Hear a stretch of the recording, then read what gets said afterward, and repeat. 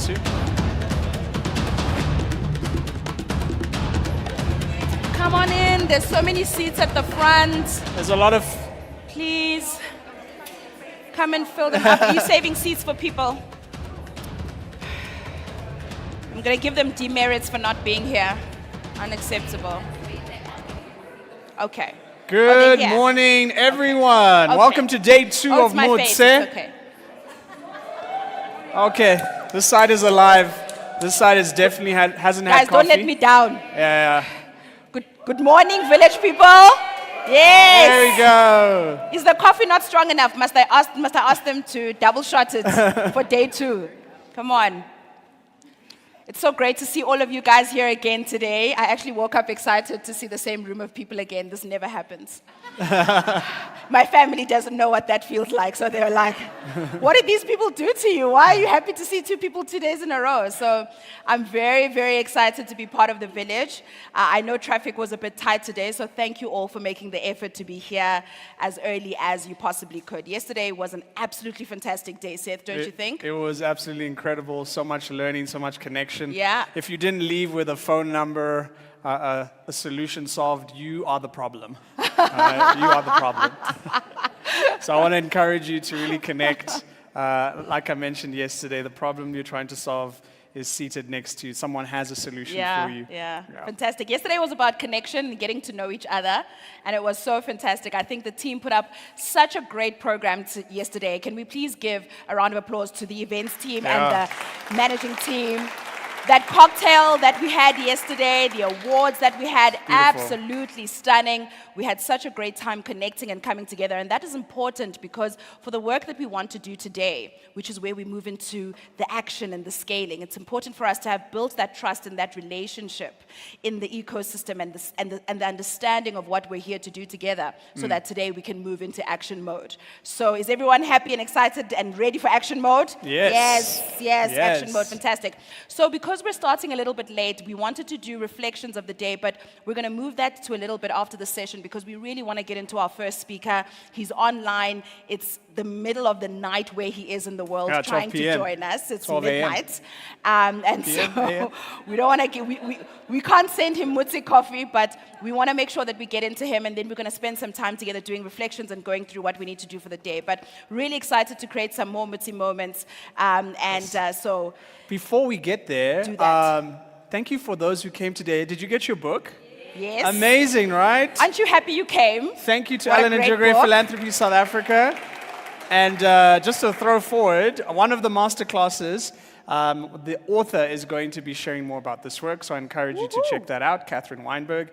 So today we're going to have a lot of action-orientated sessions. Yeah. We're talking about scale, we're talking about impact. If you didn't know, scale is not scaling your solution. Scale is reducing the size of the problem, all right? That's it. There, you got, that's a free masterclass on its own. I'll send you the invoice later, or I'll actually send Nyakalo, where's Nyakalo Mirafe, to do a scale session with you. There she is.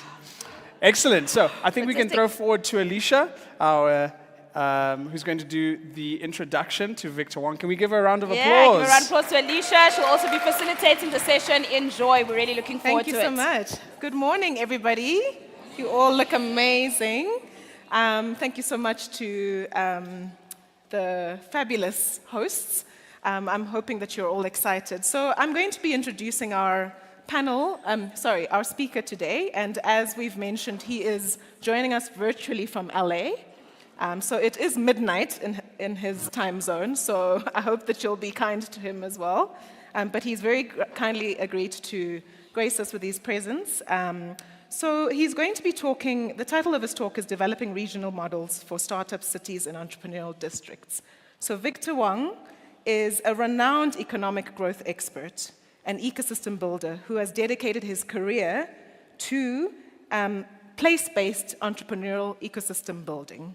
So you may have heard this phrase yesterday around place-based entrepreneurship or ecosystem building. And the reason why we are championing this approach is because we know that entrepreneurship ecosystems are not uniform. So each place has its own unique geographies, cultures, institutions that shape how entrepreneurship takes root in that specific context. So this place-based approach is essential because it tailors the strategies that we use to build entrepreneurial ecosystems to local contexts. And Victor is an expert in how you do this effectively. So he is globally recognized as a leader in building entrepreneurial ecosystems. He has helped shape millions of lives and over 300 communities and countries, and helps them to innovate and to unlock growth in entrepreneurial ecosystems.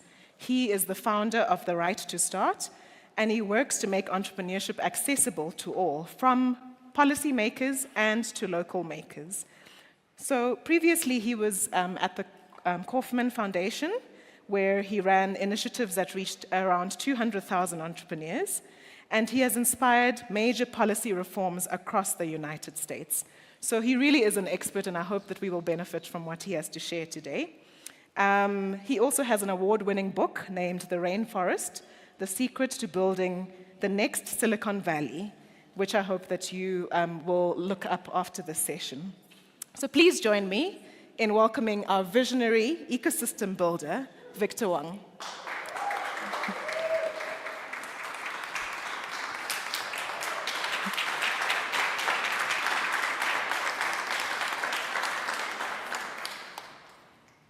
Well, thank you, Alicia. Thank you to everybody there. I greatly appreciate the opportunity to meet you. It is midnight here in Los Angeles, but I feel the energy from a great early morning for all of you out there. I wish I had some coffee with me right now as well.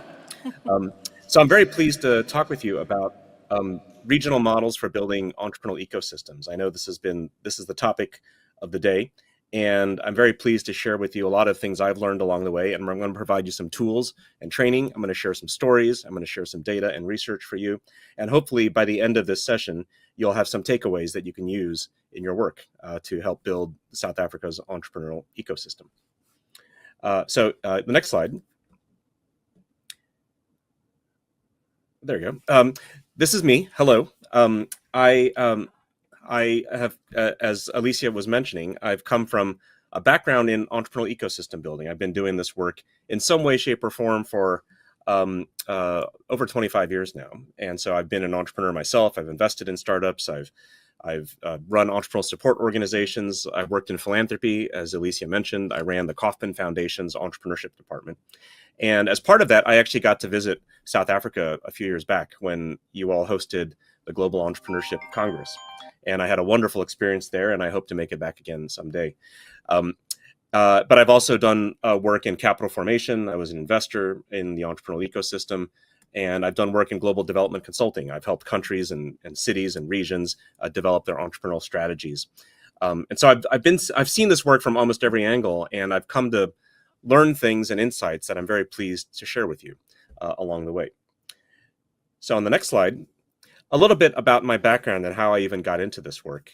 On the next slide, my parents. These are my parents. So my parents came to the United States as immigrants. They came with $300 and 2 bags of laundries, and they came to really try to build the American dream. They wanted to build a better life for themselves and their future children. I wasn't even born yet. When I was lucky enough in high school, I was lucky enough to be able to get into Harvard as a young man, but they could not afford to send me. And so one of the things they did is they took out a second mortgage on their house. So they bet everything they owned on sending me to college. The second thing they did is they started a business, and the business started on the weekends and the evenings and eventually grew and succeeded enough to be able to afford to pay for college for myself and my sister and build a retirement for themselves. And so I've seen the power of entrepreneurship, but I also saw the difficulty of it. I saw how hard it was for them, people who really had no idea how to start something and build something. This is them early on in the life of the company. The company was named Victina, which is a combination of my name and my sister's name, Tina. And so it always stuck with me that it felt like the playing field wasn't level. It was actually really hard for certain people to start businesses. And meanwhile, when I grew up, I realized some people just seemed to know how to do this. This was just a very natural thing, and they had access to all kinds of resources and knowledge and people to be able to do this. So fast forward in my life, I really came to realize that this actually became a calling of mine, that one could actually fight to try to level the playing field for everybody. So people knew that people that wanted to start something and build something and aspired to do something could have a shot to be able to do it themselves, so that there was always a path for people that wanted to try to create their own version of prosperity, their own version of a good life. On the next slide, we can ask this fundamental question then. So if you think about the lessons that we learn from entrepreneurship, and I'm going to tell you about some of the power of the data that shows the power of entrepreneurship, how do we create broad economic prosperity in South Africa? And this is a question I'm really excited to explore with you here today, because it's a question that has there's a lot of nuance to this, and hopefully you'll be able to learn some new ideas and new perspectives on how you can do this. Next slide. So some of you may recognize an image like this. Does this strike you? Obviously, this is the David and Goliath image of the little person fighting the big Goliath, the big giant. And this is kind of the typical entrepreneur. Those of you that have ever started businesses or worked with entrepreneurs, you know this is very familiar, the sense that you're always up against a giant force. It always feels like it's very daunting. And this is actually how economies and countries and cities and states and regions have actually done economic development for a long time, which is they focused on the Goliaths. They focused on the giants. And if you think about how economic development is largely done, it's done by recruiting large companies, giving them subsidies, giving them incentives, giving them all the benefits, giving them training programs. The big companies get all the benefits, all the resources that a society provides to help them grow. But if you're trying to start something new, that's little, that's very fragile, you don't get the same thing. But here's the interesting irony of all that, which is the research now that's come out shows that it's actually not the Goliaths that matter in creating prosperity. Prosperity actually comes from the Davids. Go to the next slide. In fact, we know that 1,000 Davids beat Goliath. In fact, in one city in America I work with in Kansas City, they found that one big corporation, they were going to spend billions of dollars to try to recruit one big corporation that was going to generate about 50,000 jobs, which was huge. But they didn't even know, and people don't even think about this, but the entrepreneurs generate about 80,000 jobs in that same period of time. And so the new young businesses, the people that are trying to build things, are actually driving the jobs at a time when the big companies actually are not nearly as effective. And so it's always the stuff that comes bottom up. So if you think about where do new ideas come from? Where does value come from? How do communities grow? It's always, in the end, and the aggregate, it's from the bottom up. And those are the Davids, not the Goliaths.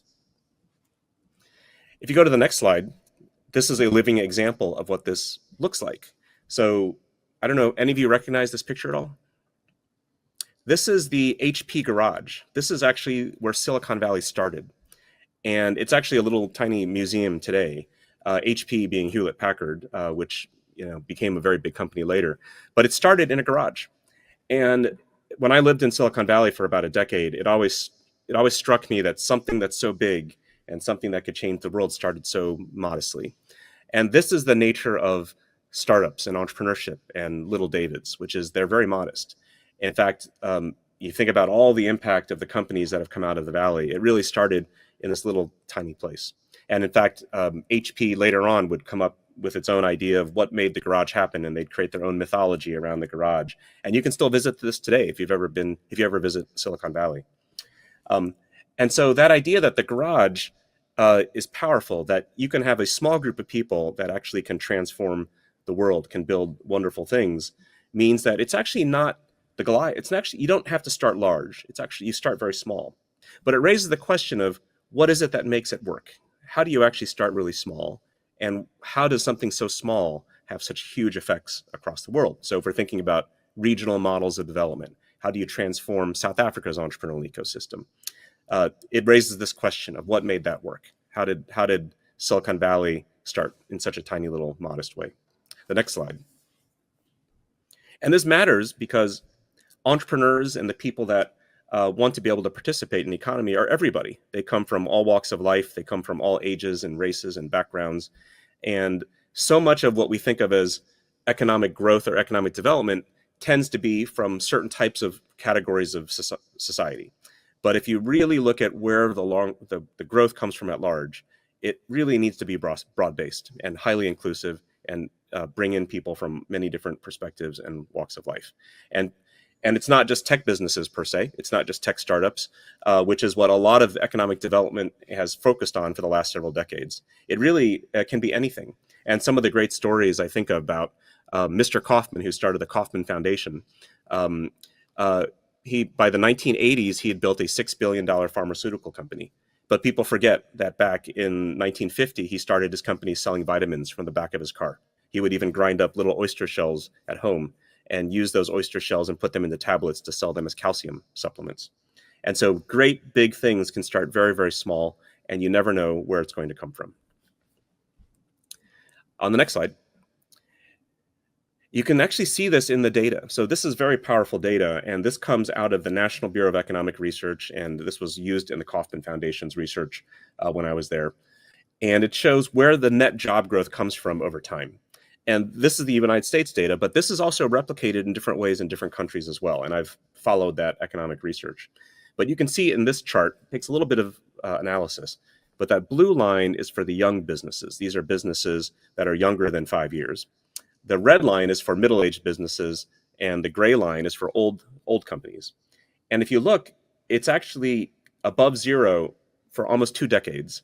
The blue line, consistently net job creation, that is more than 0 jobs, are always from the young businesses. It's always the young businesses that are creating almost all the net job growth in the economy.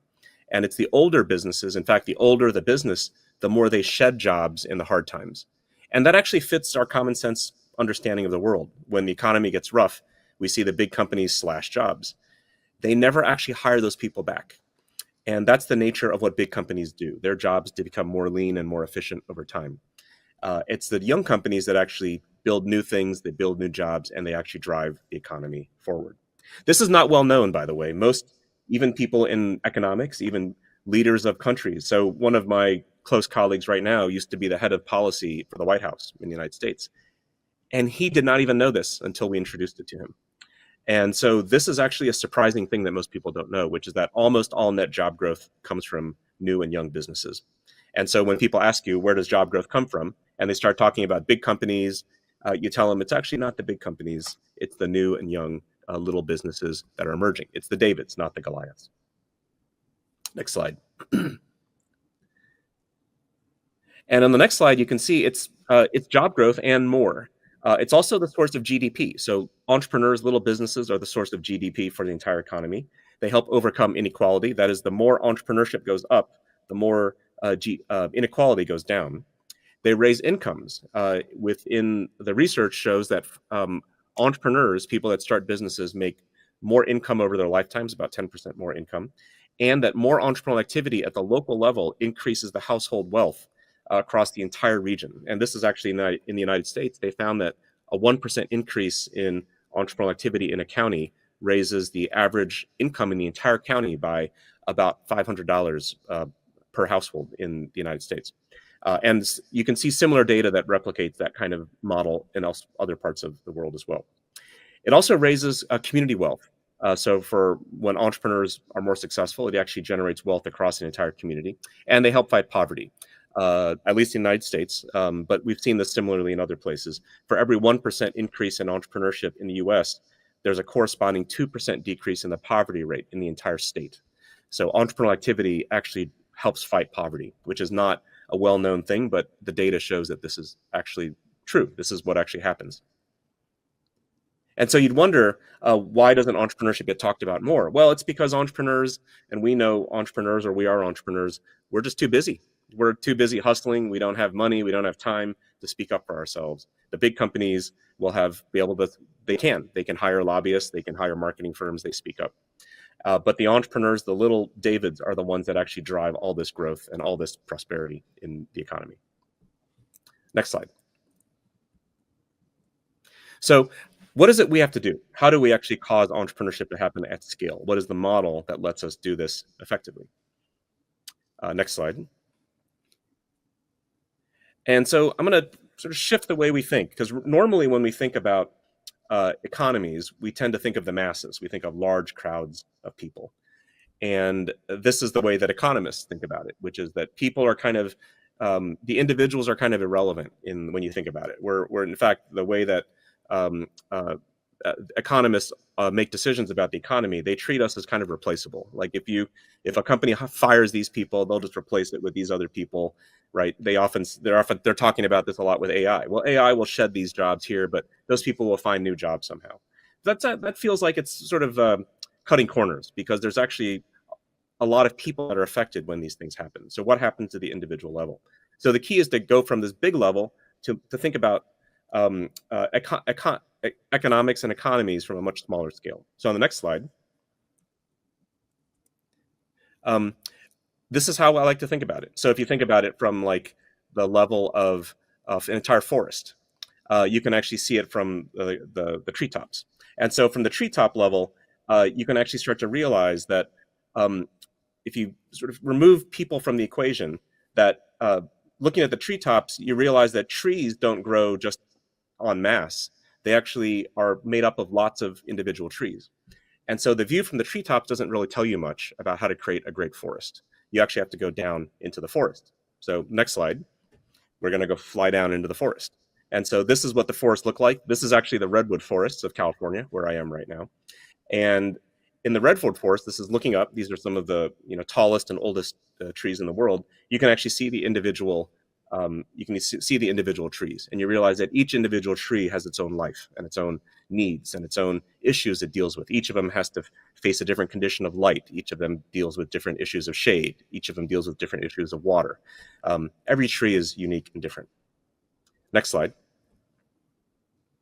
And if you get even further in, if you think about where does a tree even come from, and you actually unpack one of the cones with the pods of seeds in it, you can actually see this. Each one of these seeds, if you actually go to the next, actually see these seeds. Each one of these seeds can turn into a redwood tree.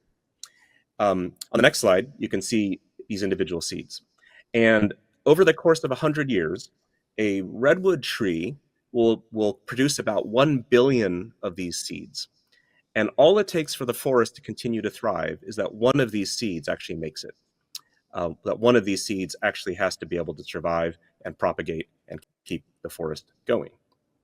What's really interesting about redwood forests, though, is that each of these trees within the forest is competing against the other trees. They're fighting for light, they're fighting for water, they're fighting for nutrients. But even though they're fighting, they actually have to do something to survive mutually. They actually lock their roots together to survive, because in the redwood forest, the roots are very shallow. That is, if the wind is strong, it blows the trees down. So even though the trees compete against each other, they actually have to connect and support each other. Their roots are wound together in mutual connection, which is very, very similar to how people work, right? We often compete against each other for all kinds of things, but then we also need each other very deeply. So we're both competing and cooperative all at the same time. So if you go to the next slide, you can actually see the people. So when we think of seeds and individual seeds, I don't think of redwood trees necessarily from just the big tree that you see, which is the obvious thing that people see, but you think of it as the individual little thing. And so this is very similar to how startup companies are born. Like when a new business is born, it's just people sitting around, usually in a very modest situation. It's usually people sitting in a co-working space or a coffee shop or someone's living room.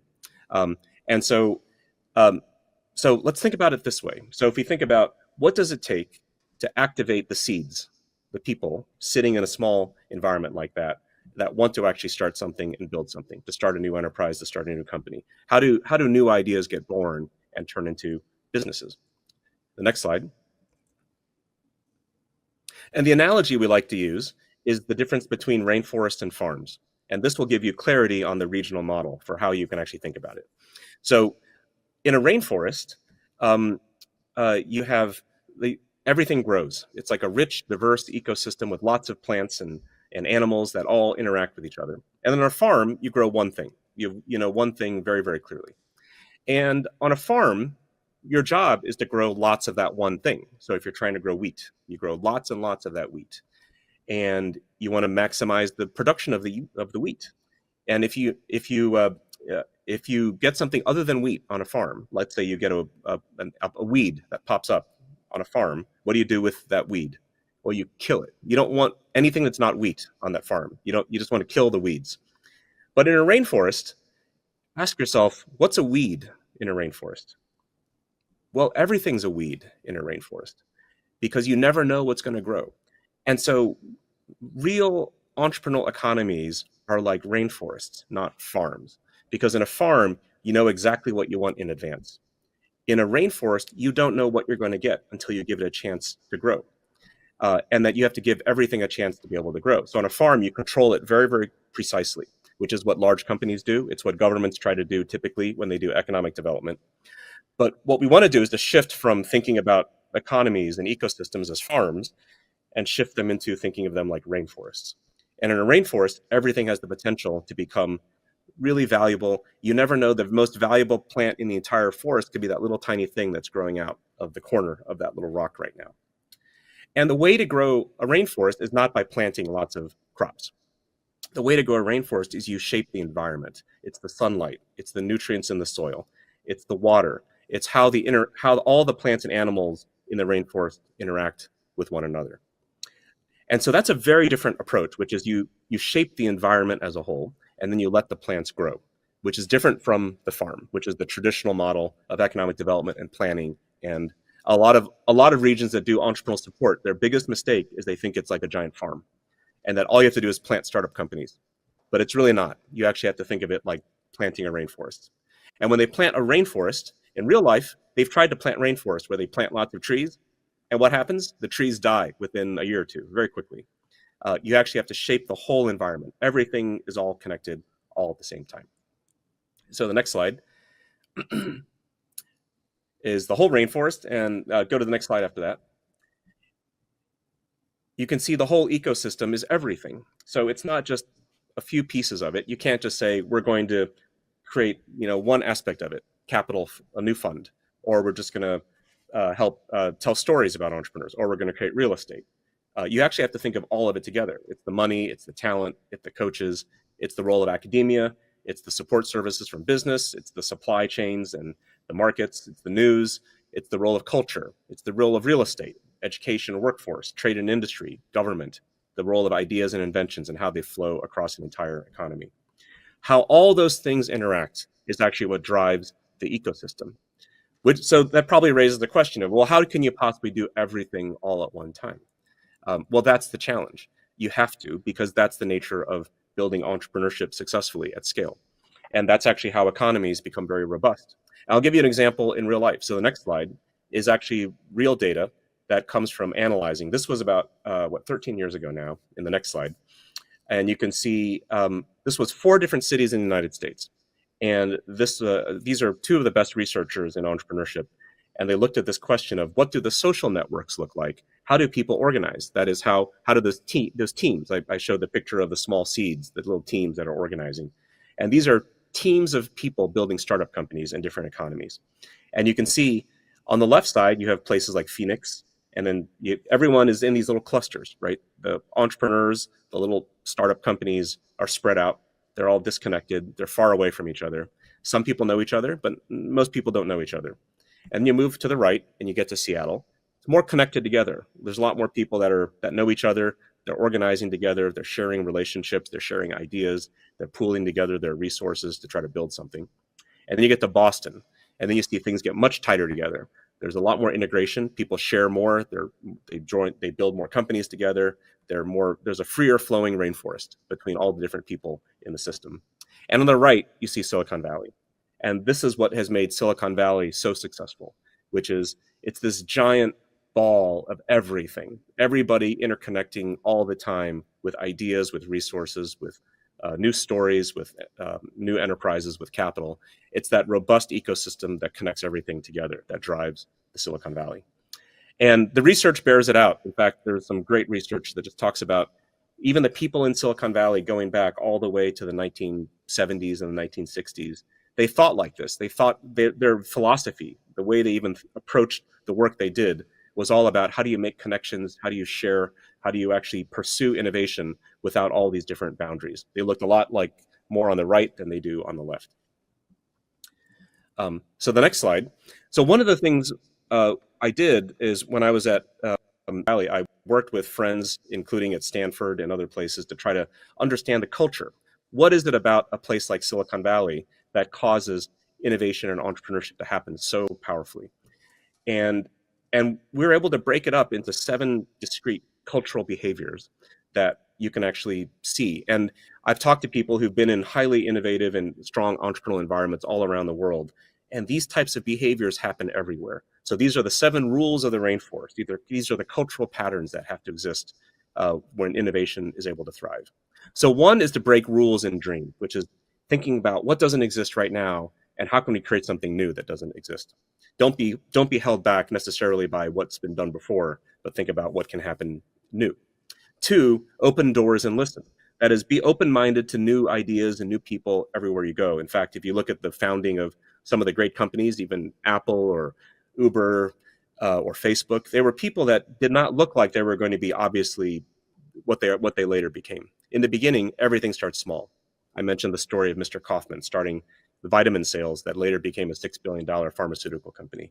You just never know. So you have to open your doors, you have to listen, you have to be very open-minded to what's possible. 3, trust and be trusted. That is, be willing to trust people and receive trust in return. And that trust, when it replicates the whole system, breaks down all the barriers for people to be able to work together. And what I've seen now in entrepreneurial communities all across the world is that they build these high trust environments where people know each other really well, where they trust each other very highly, because that makes things much, much faster. And in slower economies that are more that have a lot more baggage on them, that are slower, there's a lot of distrust. 4, seek fairness, not advantage. And this was one thing I learned in this work for the last 25 years, which is the most successful investors, for instance, are actually those that don't try to win and beat the entrepreneur when they invest in the company. They try to build a fair relationship that continues to motivate and sustain the entrepreneur. And so how do you build fairness, not just try to take advantage? Because people in positions of power often try to take as much as they can. But in environments where you focus on entrepreneurship and the entrepreneurial process, you actually are not trying to win all the time. You're actually trying to build relationships that can last for a long time. 5, experiment and iterate together. That is, try things out and keep trying. You never know what's going to work. Number 6, err, fail, and persist. Something might not work. It's okay. Failure is perfectly an acceptable outcome of something that was tried. Excuse me. But you try again, and you try to do things differently and keep going. And number 7, pay it forward. That is, be willing to help people in the ecosystem. This is actually something that doesn't come naturally to everybody.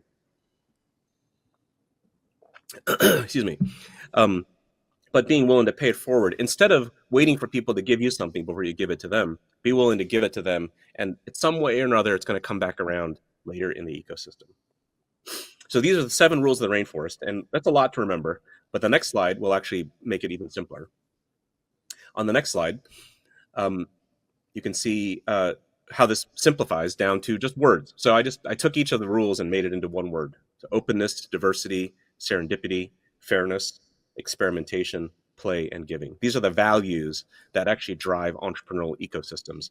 And when you look at regions and communities that have strong entrepreneurial sectors, they have these values that they hold. So the next slide.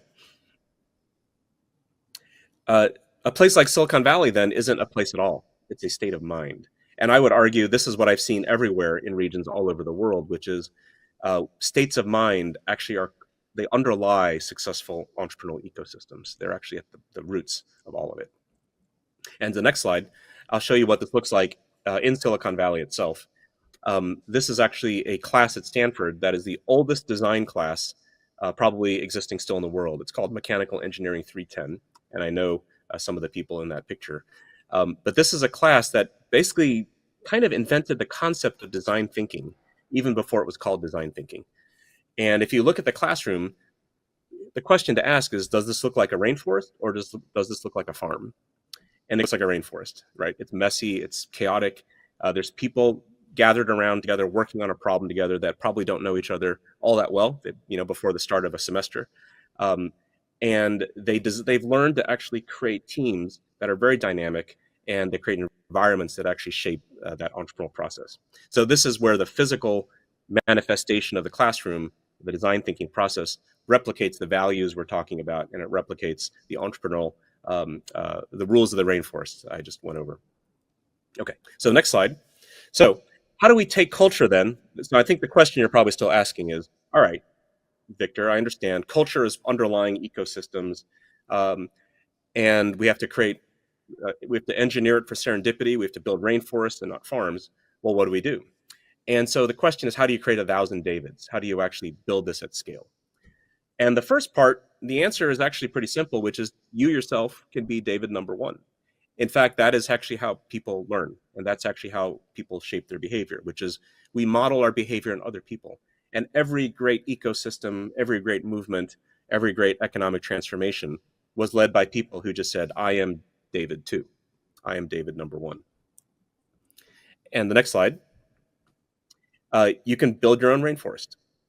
And so it's achievable. And so I'll share some resources for you, and then I'll go into some of the tools that you can do it with. So the next slide. If you go onto my website there, victorh.co, you can actually download some of these resources. A couple of these books are free, and there's that rainforest canvas in the middle, and I'll talk about that in a little bit, and I'll go into more depth with that. And then the book on the left is the bigger rainforest, and then there's these other tools for you. But the canvas is free, and it's actually a great resource for you to use. So if you go to the next slide, I can show you what the canvas. And so a lot of you may be familiar with the startup canvas or the lean startup process. Well, we created a rainforest canvas to help build ecosystems, and this was many years ago, and this has held up pretty well. And this has been done all over the world, where people have actually used this in group settings and in communities and ecosystems to try to map out how the different parts of the ecosystem flow together. And so you can see from the very bottom, you have culture on the right, bottom right, and then you have the infrastructure, the capability, and the community. And those are the sort of the core, they're the roots upon which everything grows up. And then those flow into resources, activities, engagement, and role models. And those flow up into the leaders, the stakeholders, and the frameworks. And so what you can do is within communities, you can find ways to map that, and you can actually use this canvas as a free tool to let you map out different parts of the ecosystem and understand how all these different parts fit together. And what happens is in the process of doing so, you come up with new ways to think about how to activate the ecosystem, the rainforest, all these different interrelated parts of the rainforest into one larger economic model. On the next slide, you can see what we did. There's prompt questions in there. So you can actually go into, there's two different rainforests. There's one which is a blank canvas, and then there's the second one which actually has the questions that you can ask within each of these different domains.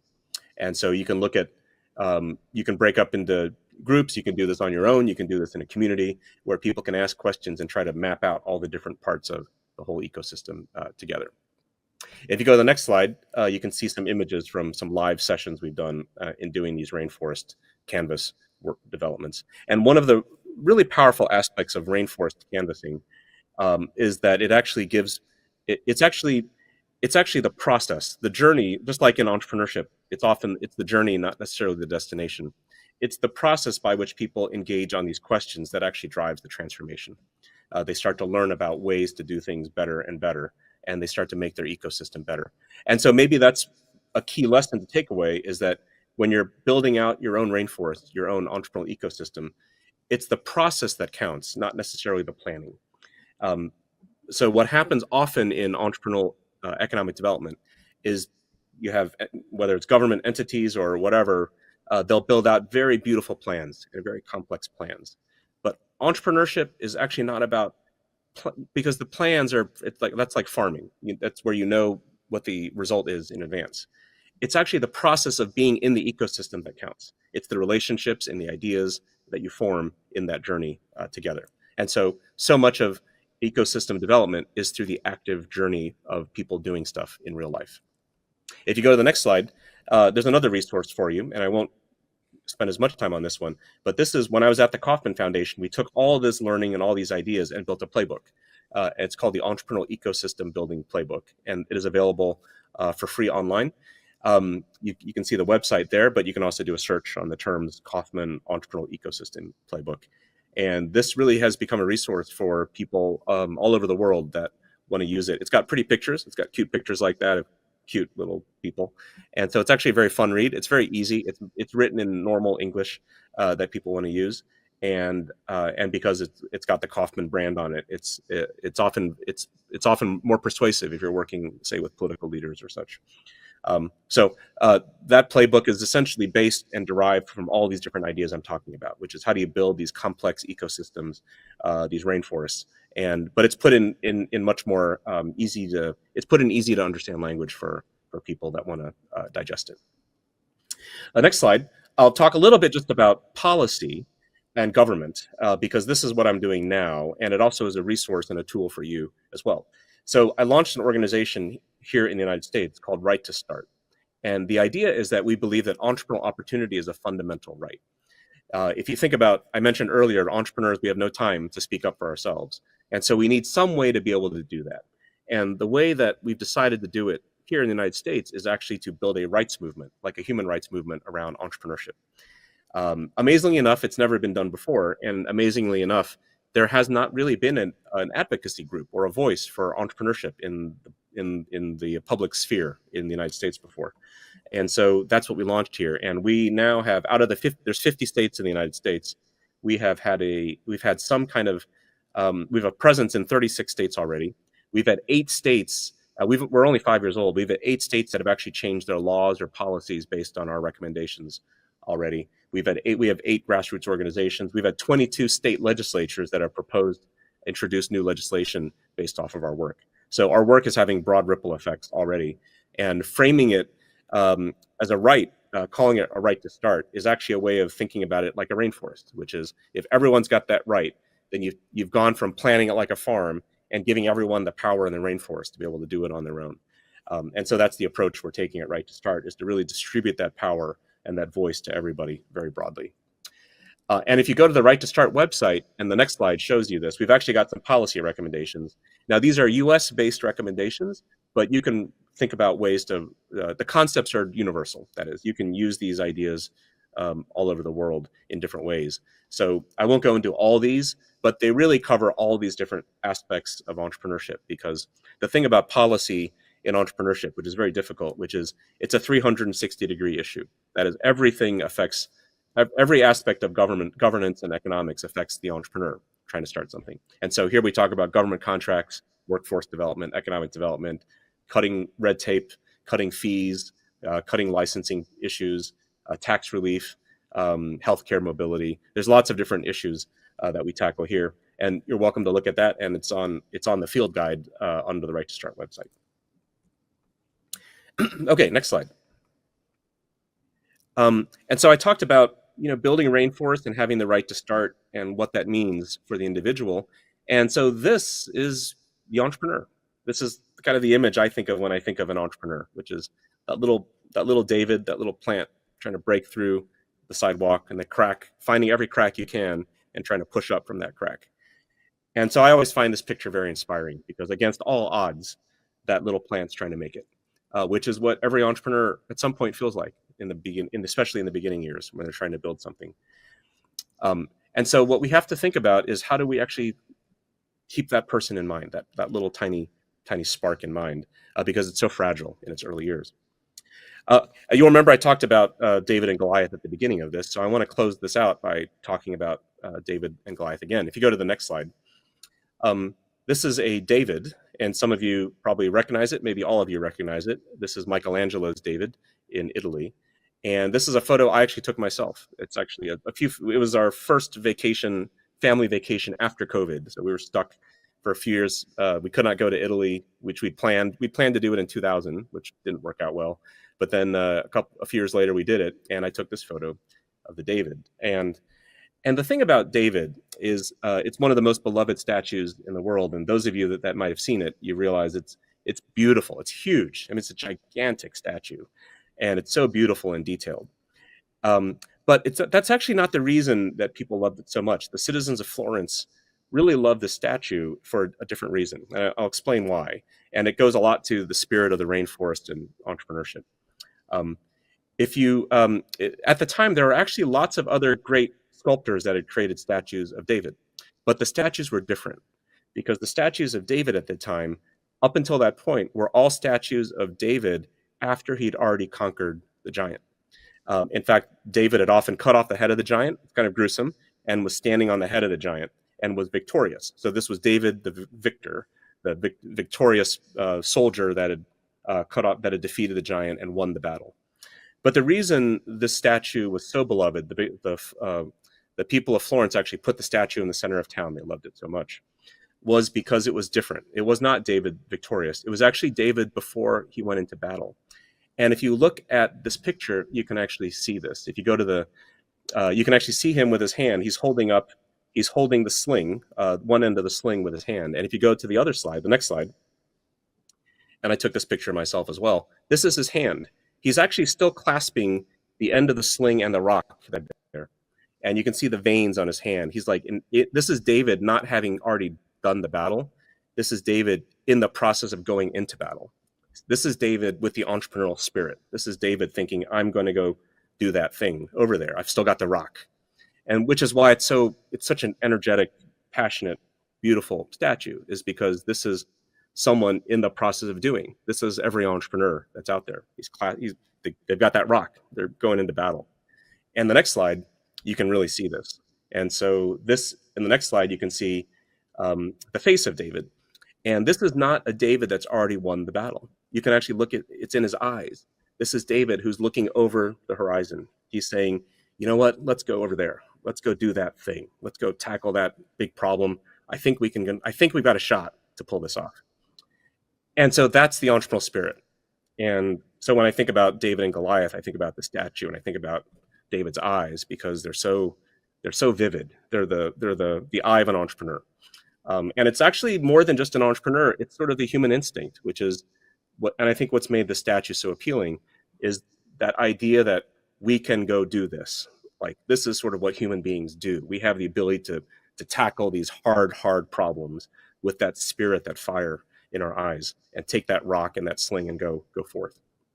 On the next slide, then, this is sort of what I mean, that we are all David, that, every month there's a few people that decide to start a business, but it's the role of all of us that actually help in that rainforest, in that ecosystem, that we are all part of that great battle, that great journey to build new enterprises, to build things successfully, that we are all David. We all have that spark in our eyes to pull this off. And the next slide is a simple thank you. Thank you for listening. I wish I could be there.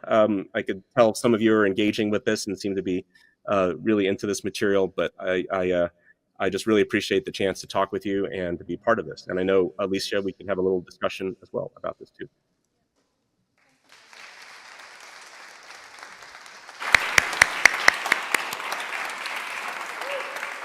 Thank you very much, Victor. I think we can all agree that that was an excellent and very insightful talk.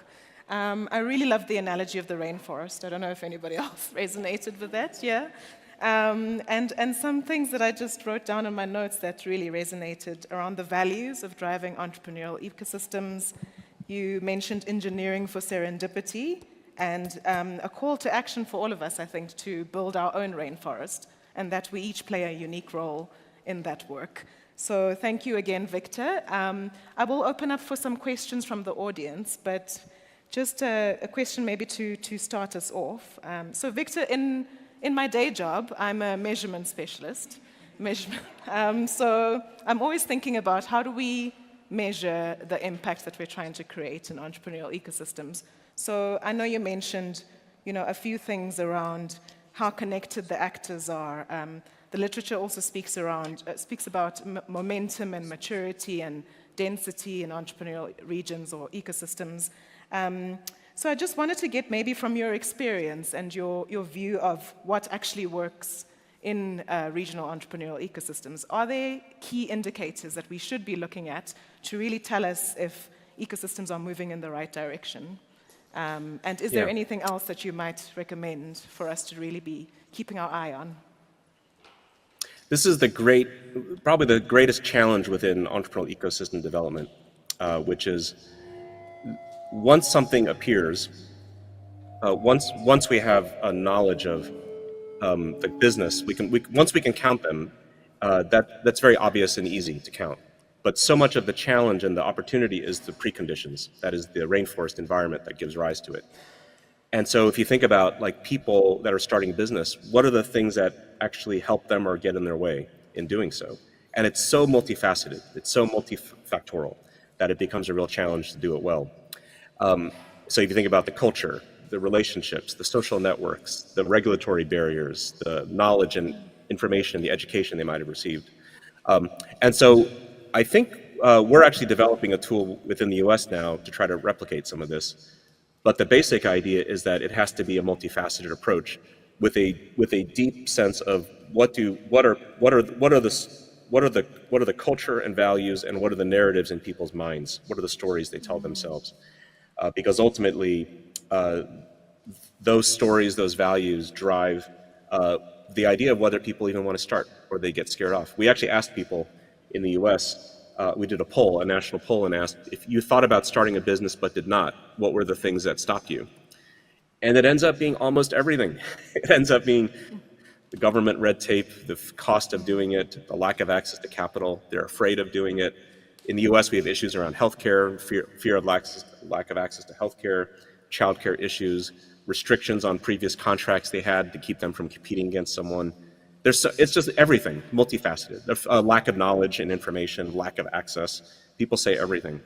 And so if you think about all the things that get in the way, there's no one simple answer, but we do have to think about it. But it's the reality. I mean, the reality is if you create one simple answer, then you're oversimplifying the problem. So what we really have to do is to think of it in terms of what are all the things that an individual has to deal with as they're trying to go forth into starting something.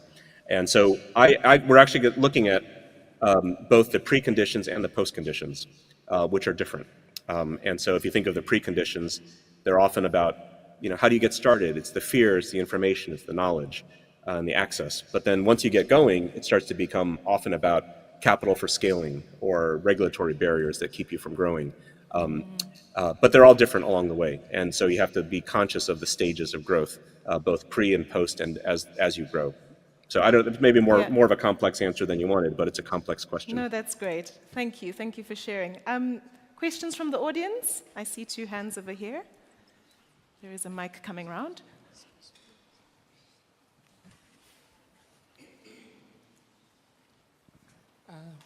Hi, Victor. The name is Rehana. I run a company called the Barefoot Facilitator. And in fact, when you were presenting the photographs of your parents, it was really resonance of my grandparents. So 2 questions I guess I have. The first one, those of us who are products of families who kind of migrated and then, entrepreneurship wasn't a choice, that was survival, and then prized education to the extent that entrepreneurship was not seen as something you should be questing after. Go and get the job. That's the first question. How do we kind of advocate more broadly around that? And the second one, I guess, is probably not specific to South Africa, but is so topical at the moment around the fact that foreign national migrants tend to be very entrepreneurial in nature, and the kind of xenophobia that is creeping in around how do they come here with nothing and become successful, and we who were born here are struggling to make it. And getting policymakers to understand that the rainforest requires everyone. Yes, those are 2 great questions. I can tackle that immediate question around, like in the United States, the data shows that immigrants start businesses at 2 times the rate of non-immigrants. And if you think about, there was research also, and Kauffman Foundation sponsored this research, that 50% of all the startup companies that had, I think, gone public or had grown to a certain size in the United States, 50% of them had immigrants as a co-founder. And so immigrants are very powerful as an economic driver. But it is challenging, and we deal with xenophobia in the United States as well. The data doesn't seem to convince people who maybe have made up their minds about certain types of things. But I think the thing that often is very powerful is telling the stories. And showing how, like, oftentimes what happens is after a company has been successful, people kind of forget how it happened. They assume that person had it easy. They don't realize how hard it was for these things to be built. And so, in fact, I interviewed an entrepreneur, a successful entrepreneur, a few weeks ago, and I asked him about his journey and how he got started and why he started, and it was a very personal story. And he said, and I asked, how often do people ask this question? He goes, almost never. Like, they all think about the result. They love what you built, but they don't ask you how you started and what it took to make it happen. And I think bringing those stories out is one way to do that, because stories drive empathy. They make us care. They humanize people, especially stories of struggle. And I think that's one way. It's not perfect, but it is one way I've seen that actually helps in driving some of the entrepreneurship policy, is to actually get the individual stories. And the individual stories are even more powerful in person. That is, if you put them on video, that's one thing, but if you can have them live with someone, there's nothing like having a live person who can say, I was an immigrant, here's what I did, and here's the lives it affected. That's very powerful. There's nothing quite like that. But it's harder to scale, of course. Videos are easier to scale. But I think stories and the personal touch are ultimately, human beings are designed for person to person. I know we're talking virtually here, but person to person is where you really can convey that depth of understanding and empathy and sympathy for someone's journey. So I would use that. The other question about risk aversion and parents and telling you to just get a job. It was actually interesting. It was a few years ago, way back in Hong Kong, I had dinner with one of the great entrepreneurs in Hong Kong. And the question was raised at the table, what is the biggest barrier to entrepreneurs in Hong Kong? And it wasn't, Hong Kong is known for having very low regulatory barriers. And so it wasn't regulatory barriers, it wasn't even capital. It was actually, he said, parents. Parents are actually the ones that hold their kids back, because the parents want their kids to go work in the job. And so that is the challenge. And my parents were the same. When I decided to pick a path that was less traveled, there were a lot of questions about, well, what does that mean? And what are the risks of taking these other paths?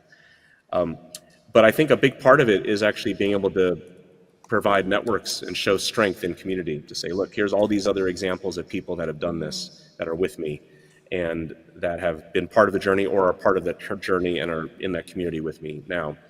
I think often that's where the strength comes from, because, like this entrepreneur I mentioned in Hong Kong, he was able to convince people, because he was successful and he was able to recruit people into his business.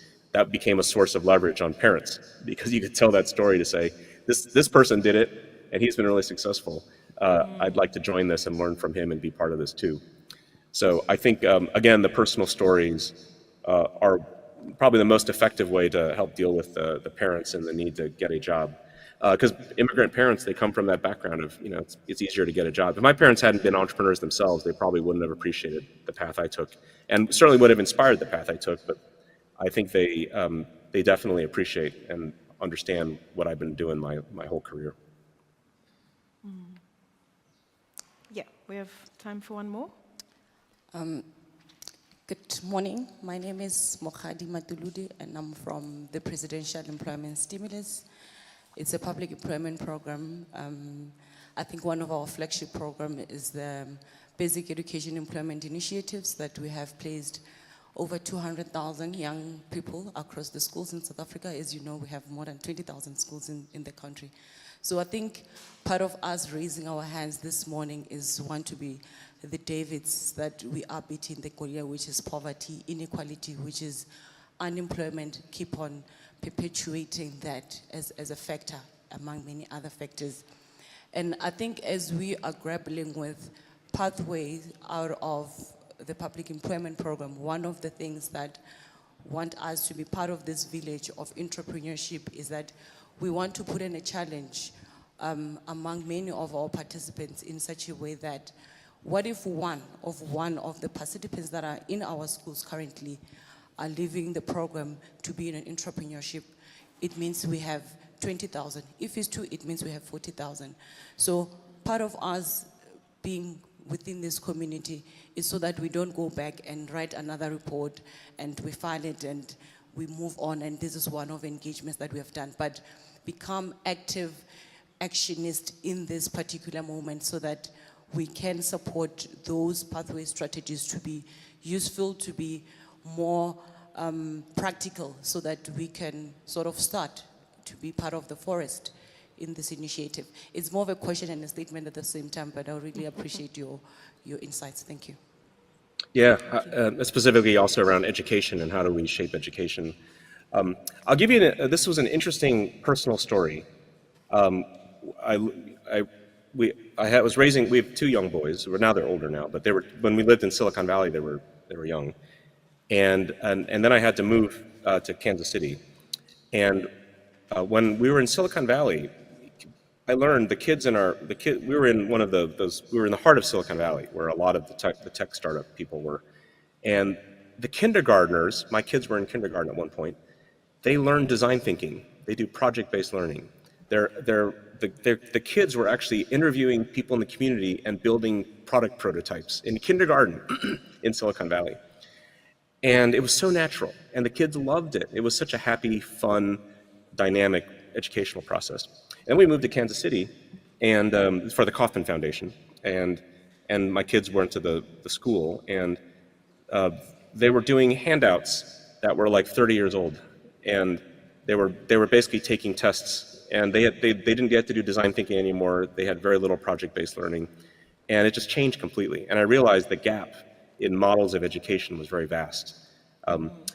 And the reason I'm mentioning it is because I think what's happened now, and this is the US, I don't know South Africa, obviously, but in the US, almost the entire K through 12 and even the K through college experience is teaching you to become a good member of the farm. They teach you jobs to get a job. They teach you skills to be placed in a job. They don't actually teach you skills to create your own thing, to create your own value in the world. And it's the entire system is geared towards that, because the testing is geared towards that, the teacher training is geared towards that, the credentialing system is geared towards that, the college acceptance systems are geared towards that, the college career offices are all geared towards that, teaching you to get in a job. And so if someone says, I want to start something on my own, they have no idea how to do it. And so the difference is the schools that are shifting that, they have to do it. Actually, it's a very hard David and Goliath battle. And there's only one university that I know in the entire United States that is actually requiring design thinking for all freshmen, mandating it. And that's it's at Marshall University, which is in one of the poorest regions of the United States. And the reason they've decided to require design thinking, it's in West Virginia, is because the former CEO of Intuit, which is one of the great Silicon Valley tech firms, he retired and went to become president of Marshall University. And he basically said, this is how we create great innovation in Silicon Valley, and there's no reason every kid who comes through my college shouldn't be required to learn design thinking. And so they require design thinking for every freshman. Over half their school, these are first-generation college kids. They've never been to college before. Their family's never been to college before. And so they require it, and it's transformative. I've talked to kids there, and it's had a transformative effect on them, because they feel like they can tackle any problem in the world. Like if you learn design thinking, that doesn't mean every problem is going to end up being defeated, but it means you've got a methodology and a process by which to tackle the unknown. And so much of what we think of as education now is about guessing the answers that's already known, as opposed to building something that's unknown. And so the schools need to start finding ways to teach that. And I'll tell you, it's hard because, yeah, as I mentioned, only one university in the whole United States that requires it. In all other universities, they have entrepreneurship, but it's always on the side. It's always something that you have to kind of like elect to go into. But I think we need to move it from the edge of campus to the center of campus, to the center of the curriculum, which is teaching design thinking, project-based learning, basic financial skills need to be just part of what everyone learns. You can't graduate from high school without the skills to be able to be self-sufficient. I think we're not asking for that much, but I think that shift has to happen now, and it's becoming, I think, increasingly urgent now because, yeah, I think it's increasingly urgent now because we're graduating generations of kids now that don't know what to do if you put them out on their own. All they know is how to apply for a job. And you can't build an economy on that. Yeah. Thank you so much, Victor. I think we can give Victor another round of applause.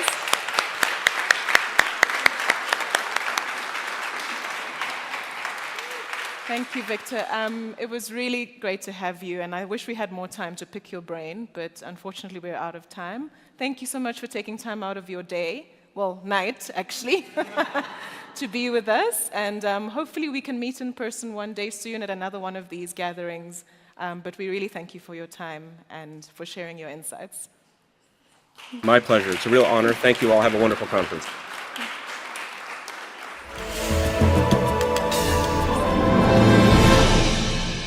Wow, wow, wow, wow. How amazing was that? Yeah, it was good, right? I don't know about you, but I have been scribbling some ideas. I already sent to Zim an idea. I'm already pitching. Seth has written a book worth of notes. I think you're muted. There's a book worth of notes. If anyone needs notes from this session and you missed anything, Seth has about 90 pages in the last hour. Fantastic session. Thank you so very much. I think it's going to lead us very nicely into the master classes that are going to happen now. But can we just give a round of applause to Alicia Okeo Atmore, who is our head of innovation and learning at Allen and Joe Philanthropy South Africa. But before we get into those master classes, we do want to recognize a few things. Yesterday we had the ESO Awards. And some of you might have not been here to witness that amazing occasion. So we want to just quickly redo that. And thank you to our guests who've just joined us today. You're very welcome. So we're going to quickly just highlight who those winners are. Act like you don't know if you saw it yesterday. Ululate, scream. Let's give them a round of applause. So we're going to ask Zim to come back. Come on, Zim. Just to announce who the winners are. Can we give her a round of applause? Okay. While she's putting on her lipstick. And then can we just get the roaming mic?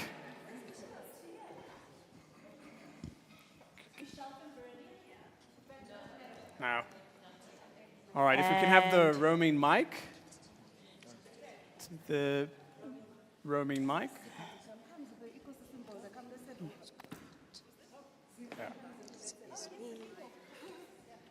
Okay. Also, how cool are these trophies? I want one of these. Ellen Gray Fellow made them. Stunning. So if you just give context. So, good morning, everybody.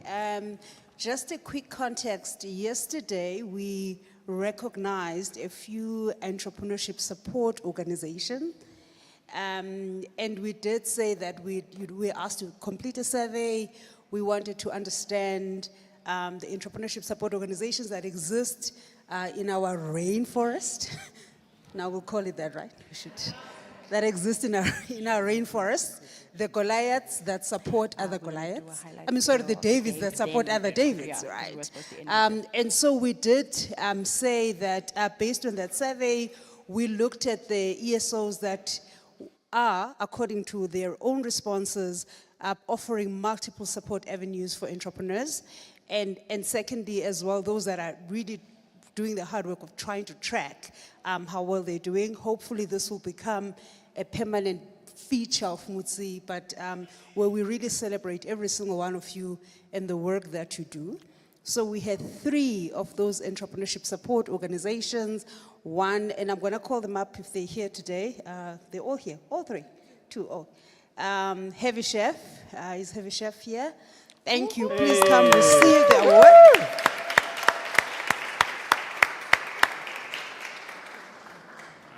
Okay, you'll do it. Thank you very much. Congrats. Thank you. Please give them a hand.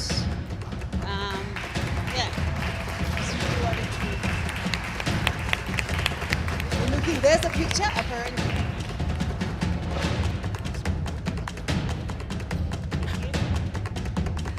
They did talk about this yesterday. Thank you. Thank you. Thanks for coming. Then the second one, but they're not here, but we did recognize them yesterday, was SpaceX, and they joined us online. Don't leave, please stand this side. And then last but not least, to a startup culture. Thanks, Jeff, again. Do you wanna? So that our auditors can see, we're taking pictures for the auditors today. and head of finance can be there. Thank you.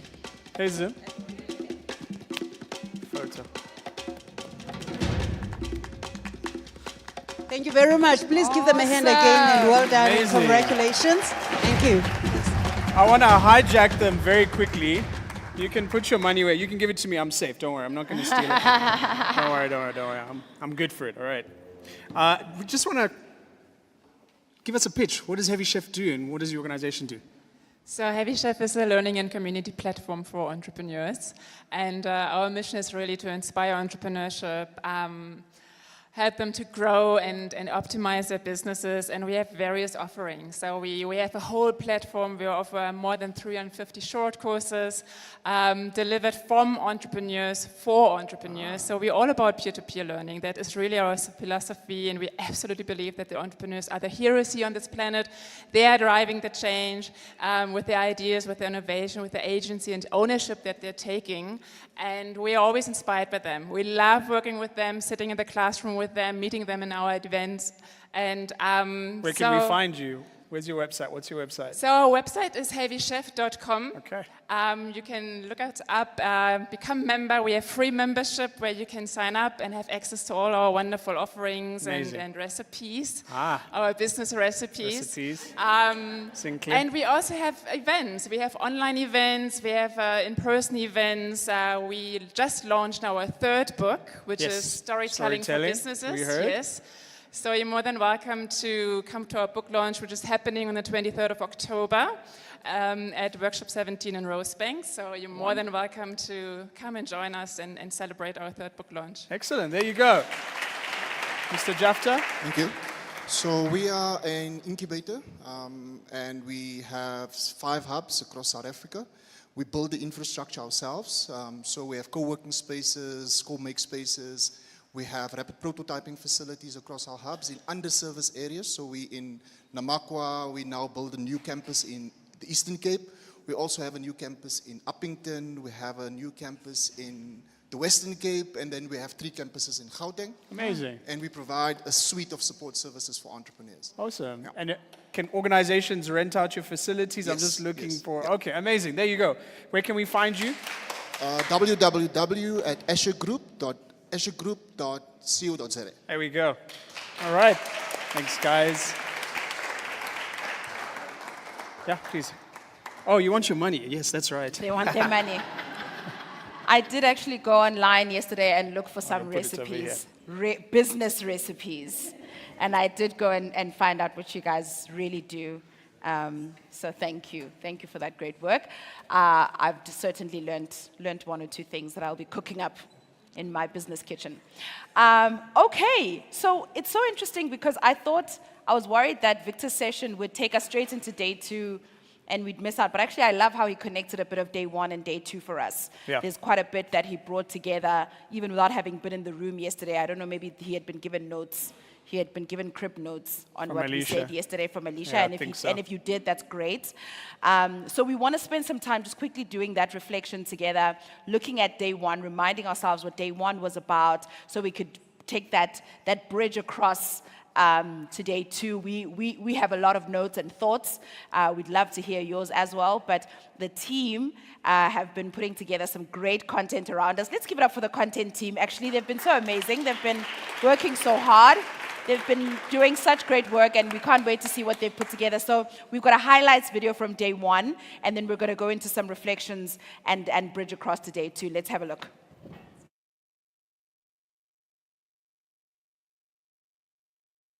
It's coming. It's coming.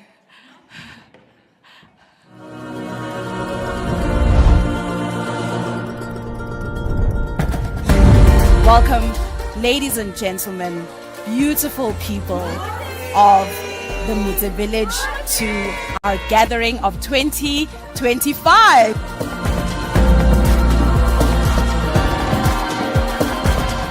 I must say it has been a highly reflective day. What it takes to have a village, which is an ecosystem that can enable progress, that can enable prosperity.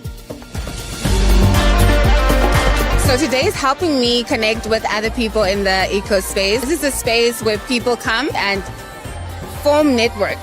My one word, Motse is perfect. Impactful. Fantastic. I enjoyed the deliberations, the engagement. Everything was superb. And what I loved about today is that we're dealing with the real issue in this country, unemployment, huge youth unemployment, and we should all work together to drive the change that we want to see.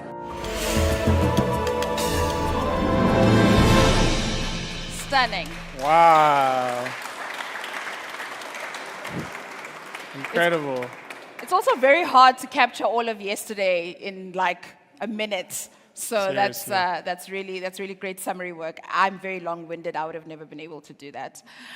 Seth, do you want to take us through some of your thoughts and reflections from yesterday? Yeah, I wrote a book from that masterclass. I'll be publishing it tomorrow. You can come to my event. But yeah, just some highlights that I took from Victor Wong was really around this analogy of the rainforest. I think we've often talked about ecosystems, and in my mind, I thought of it as a farm, but I think I loved the imagery of a rainforest. It's unpredictable, it's messy, but things happen, life happens. Prosperity comes from the Davids. Oof, we can just stop there. We've had this discussion in our boardrooms at AGPSA around these startups versus SMMEs, and I loved how he didn't call them SMMEs, he called them young businesses, just to change the framing such that they're not always looked down upon as small businesses. We've chosen, I agreed unwittingly, to call them ventures instead of SMMEs. But I love the framing around prosperity comes from the Davids. Another thing that came out was this ecosystems and the challenges that entrepreneurs face. And there was an article that was written on LinkedIn, I'll share it in the group, around ecosystem tax. And what it is, it's the tax that the entrepreneur takes on from trying to navigate this ecosystem. And the ecosystem is fragmented and there's a lot of inefficiencies.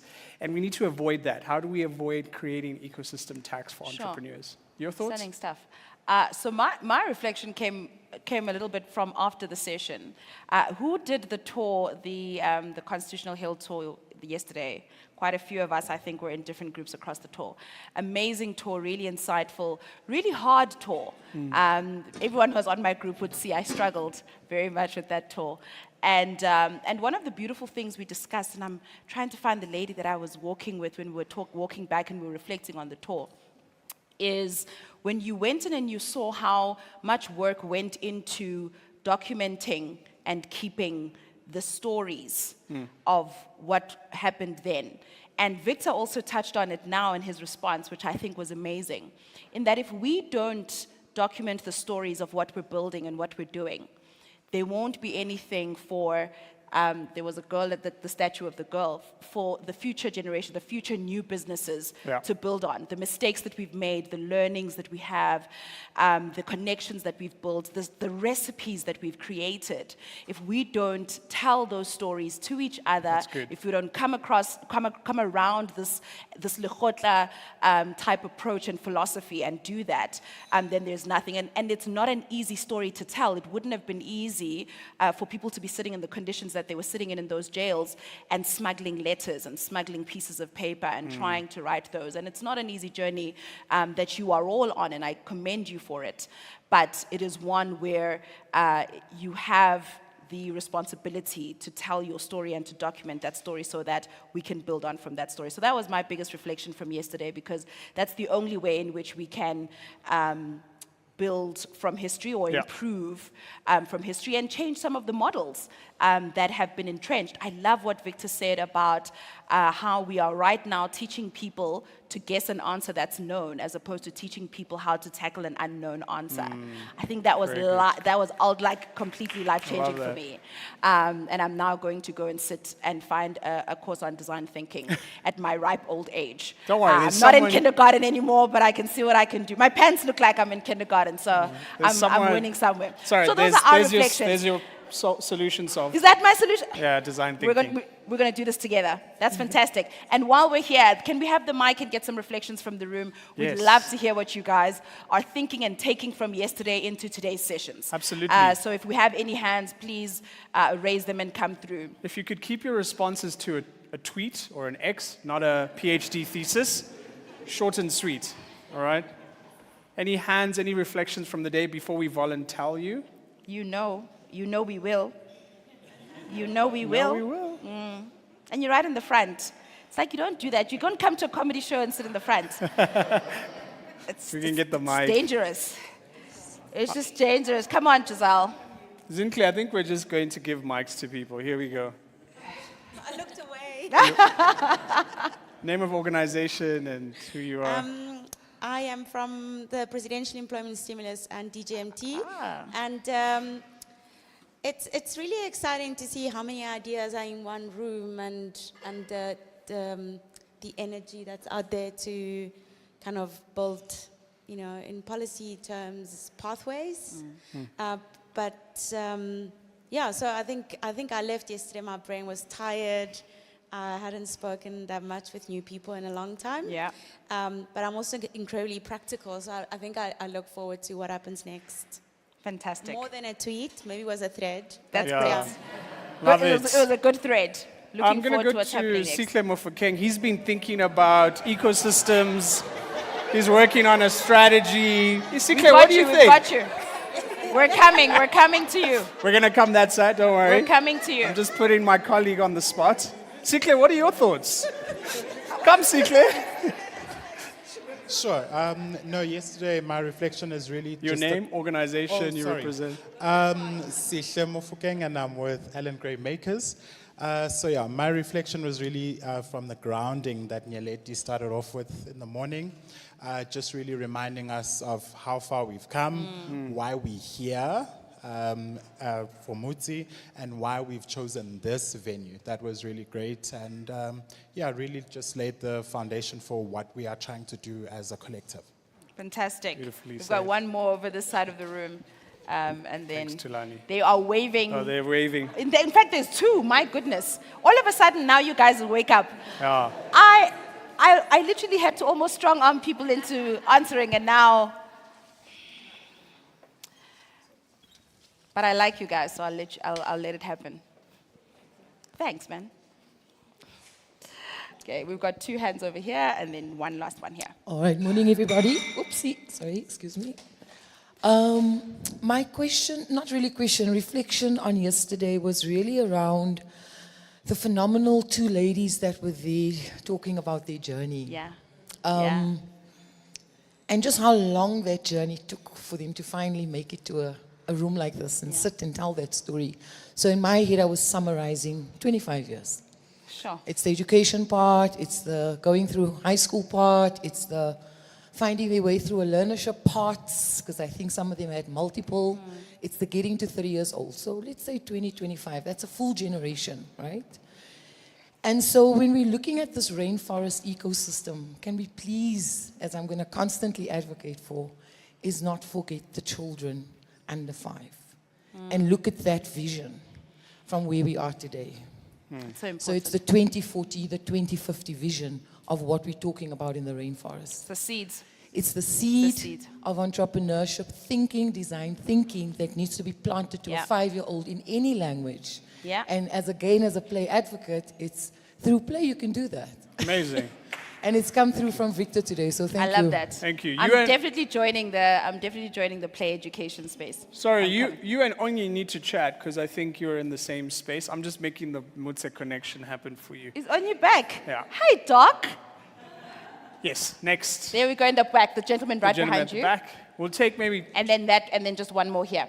Good morning, everyone. My name is Tsepo Ngwenyama, and I am part of Generation Unlimited, which is the innovation arm of UNICEF, specifically part of an initiative called YOMA, Youth Agency Marketplace. And what we do is try to connect the ecosystem or enable the ecosystem to connect young people to learning, earning, and impact opportunities. And I guess something that stuck with me yesterday was in the beginning, sort of in the opening, one of the sort of opening remarks around, I think it was a specific statement of how do we solve the problem at scale and not how might we scale our solutions. And I think it touched on a lot of things around, I guess in an ecosystem where everyone is somewhat doing the same thing, there's a lot of ego, and I think there's a lot of wanting to scale my approach to the problem rather than scaling like how we're solving the problem. So that kind of stuck with me quite a lot sort of throughout the day. And I'm really interested in terms of how do we leverage data as an ecosystem to really understand what's happening and then connect the nodes better. Perfect. Sounds great. Thanks, How do we won't have succeeded unless we make the problem smaller, right? Even if we scaled ourselves to the largest forest, the largest farm, but if we haven't made the problem smaller, then we haven't won. Our last reflection will come from the back of the room. Yeah, and Tsepo, if you want someone to explain scale a bit deeper, Nyakalo Marafe is over here. You can speak to her. Morning, my name's Rod Spencer from the Africa Cooperative Action Trust. We are in the space of livelihoods through entrepreneurship and sustainable agriculture, but we co-create and collaborate with communities for communities. I like to oversimplify things. It's the way my brain works. But I think the one thing that stuck with me yesterday was from Dr. Onyinye, simplifying the fact that entrepreneurship and the businesses created need to last beyond the actual grant or investment. And how we've had a couple of variations of the word entrepreneurship, and we all know the tenderpreneur. We know, well, we use the word forcedpreneur, people who are just doing it to make a means and are not actually entrepreneurs. Sure. But yesterday I coined the idea of a grantpreneur. Yeah. And how we have to be careful about that. We're just hopping from grant to grant to grant. And can those businesses actually grow? And can they create jobs? Because at the end of the day, the entrepreneurs end, what we get excited about, and maybe I'm speaking on behalf of us, so I'll speak for myself, but I get excited of the idea of businesses and entrepreneurs creating jobs. You know, it's not just existing for that individual, it's existing for the greater ecosystem. And then a learning from today, in the rainforest analogy is, and I resonate with it, I love the idea of rainforests and those sorts of ecosystems, but in a rainforest, sometimes the biggest form of growth is when a tree falls down, because it creates light for new plants to grow. And the bed in which those seeds are growing from is from a humus level, which is made of fallen leaves, which is not death, it's success. Those leaves have achieved what they needed to achieve. They've photosynthesized, they've created growth, and they've fallen, and they've landed, and they've created those beds in which seeds have been able to grow. So, just my 2 takeaways. Yeah, thank you. deep, Beautifully Rod. said. Yeah. Woo. He needs to write a book. I was going to say, so the Grantpreneur book, the Rainforest book. The Rainforest book, too much, the programmatic entrepreneur, the forcepreneur, I love that. I think we can unpack that. You can do your own Connect 10 of all the different types of entrepreneurs that we have in the room. That's fantastic, guys, and I'm loving the different pieces of insight that we're able to bring to each other, and the different vantage points that we all hold and how they contribute to the broader conversation being more enriched with each interaction that we're going to have. And that's exactly what we're going to focus on for the rest of the day. It's the interactions that are going to enrich us to the point of action and to the point of moving from farms to rainforest. I really like that. So there's a commitment card. We talked to you about it yesterday. It's a little card that you all have in your goodie bag. And the idea there is for you to write what is the action that you want to take as part of this rainforest. Who would have thought you'd have come to a conference talking about ecosystems, now we're talking about rainforest, right? So what is the commitment idea that you have? If you could write that down, our ushers around the room will put it up on that wall. And the idea is for us to harvest seeds, as it may be, for this rainforest that we're trying to create. So I'm going to give you a couple of seconds to quickly write the commitment cards. They should be in that little pamphlet book that you have there. And then, Zinhle, I thought instead of us introducing the masterclasses, let's have the masterclass facilitators come and just give us a quick pitch as to why people should attend their masterclass. Instead of, let's stop doing the hard work, Zinhle. Let's give them the work. Can I just give... Can I just give myself a round of applause for how good I've been a mentor here? Because as I said yesterday, I make other people MC and I get paid. And look at how he's taken this on now. I didn't even have to brief him on this. He's like, let's make other people come up and announce their own. We don't have to do the work. Look at you. You've grown so much in a day. Thank you. Appreciate it. I'm taking him on the road with me. Cool. Alan Gray Makers, you're about to lose an employee. This man knows how to do the job. So I know some of the guys are busy in a few other sessions, but those who are able to. So also just to remind you guys, so if you recall, when you were doing the selection online, there were 3 masterclasses for you to choose from. So some of you would have chosen masterclass 3, which we then decided to do in plenary today because there were so many of us who wanted to get a sense of what Victor was bringing us, and I'm glad that we did that. So masterclass 3 has now already happened. This does not mean you are homeless. We are nice people in the village. Everyone, you'll find a place to sleep. So you can either go to Masterclass 1 or Masterclass 2. You can choose between the 2. You are a welcome guest in both of them. And we'll just tell you quickly logistically. So this will all happen after tea. So we're going to break for tea. When the drum sounds for tea to end, you're going to go straight into the masterclass rooms. You're not going to come back here and listen to us. So the first masterclass, I always get my bearings wrong. Yes. Up the stairs behind you and to this room above the stage. That is where plenary 1 is taking place. And plenary 1 is titled? Plenary 1 is titled? Breakaway 1 is Generating Ecosystem Insights. And that one is Prof. Isaac Kambule and Dr. Pumlani Nkontwana. Are you guys ready? Yes. Are you going to come tell us about your plenary? Yes. Yes. Let's give them a round of applause. They're working, eh? So, come on up. On stage. My friend here, Isaac, has just fallen ill. Oh no! Look at him. he's putting me on the spot. He says he can't breathe, but I'm like, dude, like there are moments to breathe and moments not to breathe, but this is not the one not to breathe. In the middle. Like we need, the ecosystem needs you. But anyways, so hopefully you will stand later. But we just want to talk about one project which we're doing, which is what we call Connect 10 Provincial Ecosystem Project. So what we're doing is we've gone around the provinces, and the exciting thing is 6 months ago we didn't know this is possible, but we've gone around all the 9 provinces and collected data on the ecosystem conditions, and it's very much similar to the rainforest concept. And I read the book, and you can even go online. There's something called Rainforest Canvas tool. So if you think of that tool, so we've collected data along the lines of the Rainforest Canvas.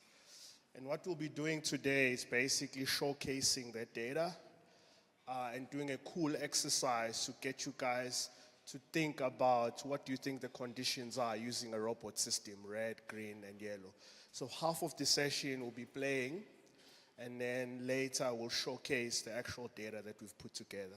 And then hopefully in November or December, we'll launch a report, which will be the first ever State of Entrepreneurial Ecosystems in the provinces of South Africa. Woo! Amazing. Exciting. Fantastic. Thank you so much. Beautifully said, Prof. And maybe, let me just brag for him. He is the director of the Africa Center, the Alan Gray Center for Africa Entrepreneurship. And he is leading ecosystem research in the continent. Fun fact, out of 57 papers, only 2 papers in the world cite African entrepreneur ecosystems. Sure. And he's solving for that through the Africa Center for Africa Entrepreneurship. They've just developed the first dashboard of African ecosystem insights. You can go and look at it. But I really encourage you to go there. Kofi Annan says, without data, we're flying blind. And if we want to work in this rainforest, we need data to help drive decision-making, to help us make more informed decisions and implement better programming. So I want to encourage you to join that session. The other session, the host is on a webinar, but if we talk about ecosystem enablers and ESOs that are noteworthy, Fatola is one of them. They've been in business for the last 15 years. I know them because I'm a bit of a competitor. I love their work. They've created, I think, over 15,000 jobs. And what they've codified is their model of how they drive small business growth acceleration. So in her session, she'll be unpacking the art of acceleration, taking participants through how they do the Fatola way. So I want to encourage you, if you're an ESO, ecosystem builder, and you want to learn about a scalable model of how to really drive SME growth, you can join that session. I hope I did it justice. Please go. Okay, great. Where is that? So that session takes place outside by where we were in the tea garden. If you're on your way to the tea garden, before you get there, just short right. Not right. short left, short right. Right through the store, Right through the over there. There's a room there. You can't miss it. It looks great. It looks like my pants. Just wherever you're looking for a room, guys, just look for a room that looks like Zinhle's about to go into that room. There's bean bags. It looks like me and Toy Library came together and it just exploded. That's what you're looking for. Those are the rooms that you're going into master classes for. So we're going to take a lunch. We are obviously run Tea. Not yet. I want this to end. Yesterday was I dinner. really want to go home. I'm so tired of you guys. We're going to have tea. We're going to have tea. And we're going to connect over tea. We're going to create some more Motse moments. Yes. We're going to continue. And then straight to the master classes when you hear the drum. So tea might be a little shorter than normal. You are able to take your tea and coffee and upstairs food with you into the room. Please confirm, team, that they're able to take eats with them into the room. So it's a working session. It's a paper bag tea. And you're welcome to use it in the same way. So enjoy tea, make some Motse moments, put your commitments up. I think it's a 45. The third one is not happening. It's the one that was here in the room. Yeah. Tea will be about 10 to 12 minutes, but just listen to the drum. Just listen for the drum. Listen to the drum. Just listen to the drum. Max 15 minutes. Max 15 we'll minutes. See how we feel. Enjoy, ladies and gentlemen. Enjoy tea time. See you soon. See you soon. Choose wisely in your master classes.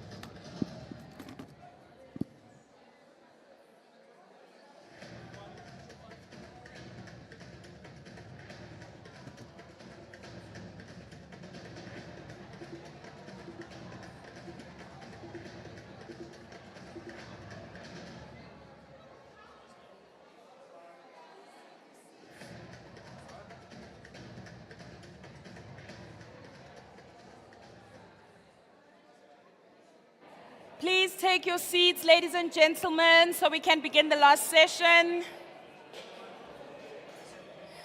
Minister and cabinet at the back, please take your seats. 1, 2. The drum has sounded. We need a pathway here, huh? Yeah. Whichever way you want to create one. Shall we do a quick... Let's go, let's go.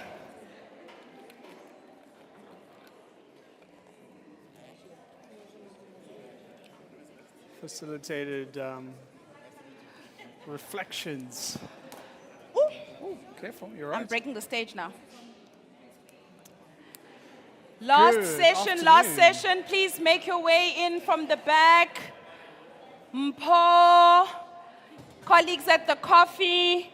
Me and these tables have a love-hate relationship. Yeah. All right, if we could get seated so we can Come on in. Hear from the masterclass reflections. How good was that dessert? Ice cream was nice. Okay, yeah. Ice cream. Ice cream. And the food, I hope you were able to connect via a meal, but also... Did we have some Motse moments? Motse moments. I think people are just sitting with their friends now. Guys, it's unacceptable. What is this? Also, I can see what you guys are doing here. This coming late. No, you know what it is? The one semester of psychology that I did said that you guys are avoiding the end. So you're dragging it out, painfully dragging your feet to come back to the session because you don't want it to end. So I see you. Makes sense. I see the pain you're carrying. I'm going to go back to my psychology professor and say, I found one use for you in my life. No shame. He taught me how to read a room, so not too bad. But the sentiment is shared. I had a Motse moment. Did you? Yes. Tell us. Can I tell you who I met? Who? So I met, don't know if I can say their names here. Tsenelo, Masisi, and Kabelo. All three of them are from the same village. What? How Where crazy. are they? In Northwest. There they are. And Hi. they all met at the village. They met at this village. Get it? We only have an African drum. We don't have a... Then I met another organization called Anzisha. They are focused on very young entrepreneurs, and they have they have books to help parents coach young people, their kiddies, onto how to think entrepreneurially. I love that. Yeah. Where are they? Where are you guys? That is fantastic. Where do we get those resources?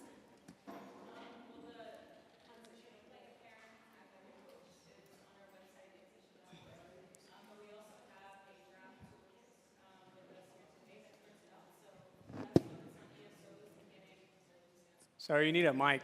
Can So we get her think, a mic? We think can't hear like her. a parent and act like a coach is available on the Anzisha website.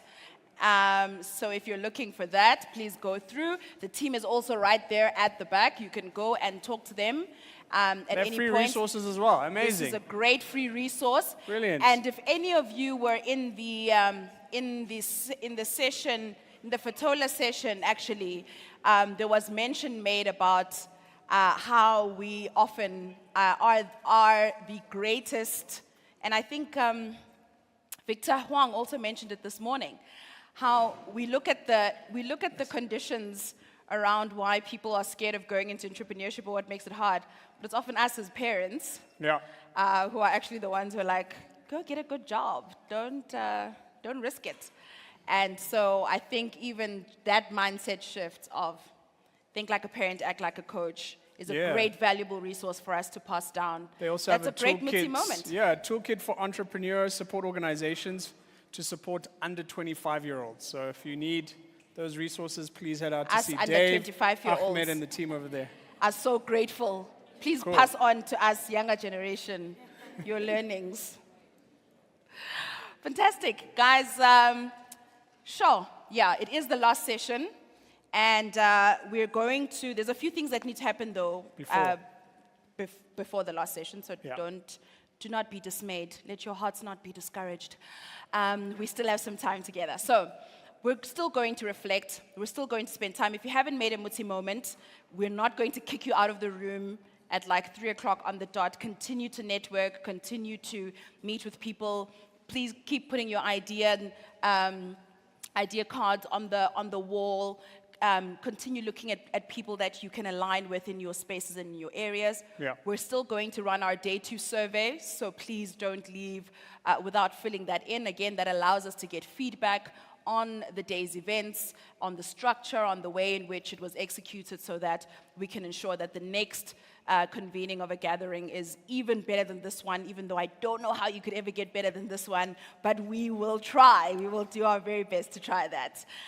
Any other housekeeping that we need to be aware of before we close out the day? No, I think you mentioned commitment cards. Remember, we're trying to source out seeds, ideas for the ecosystem, so please don't forget to write your commitment card. No idea is a bad idea, all right? Let's share it. You never know who would want to collaborate with you. Okay. We want to do some quick reflections from the masterclass sessions in terms of what came out there.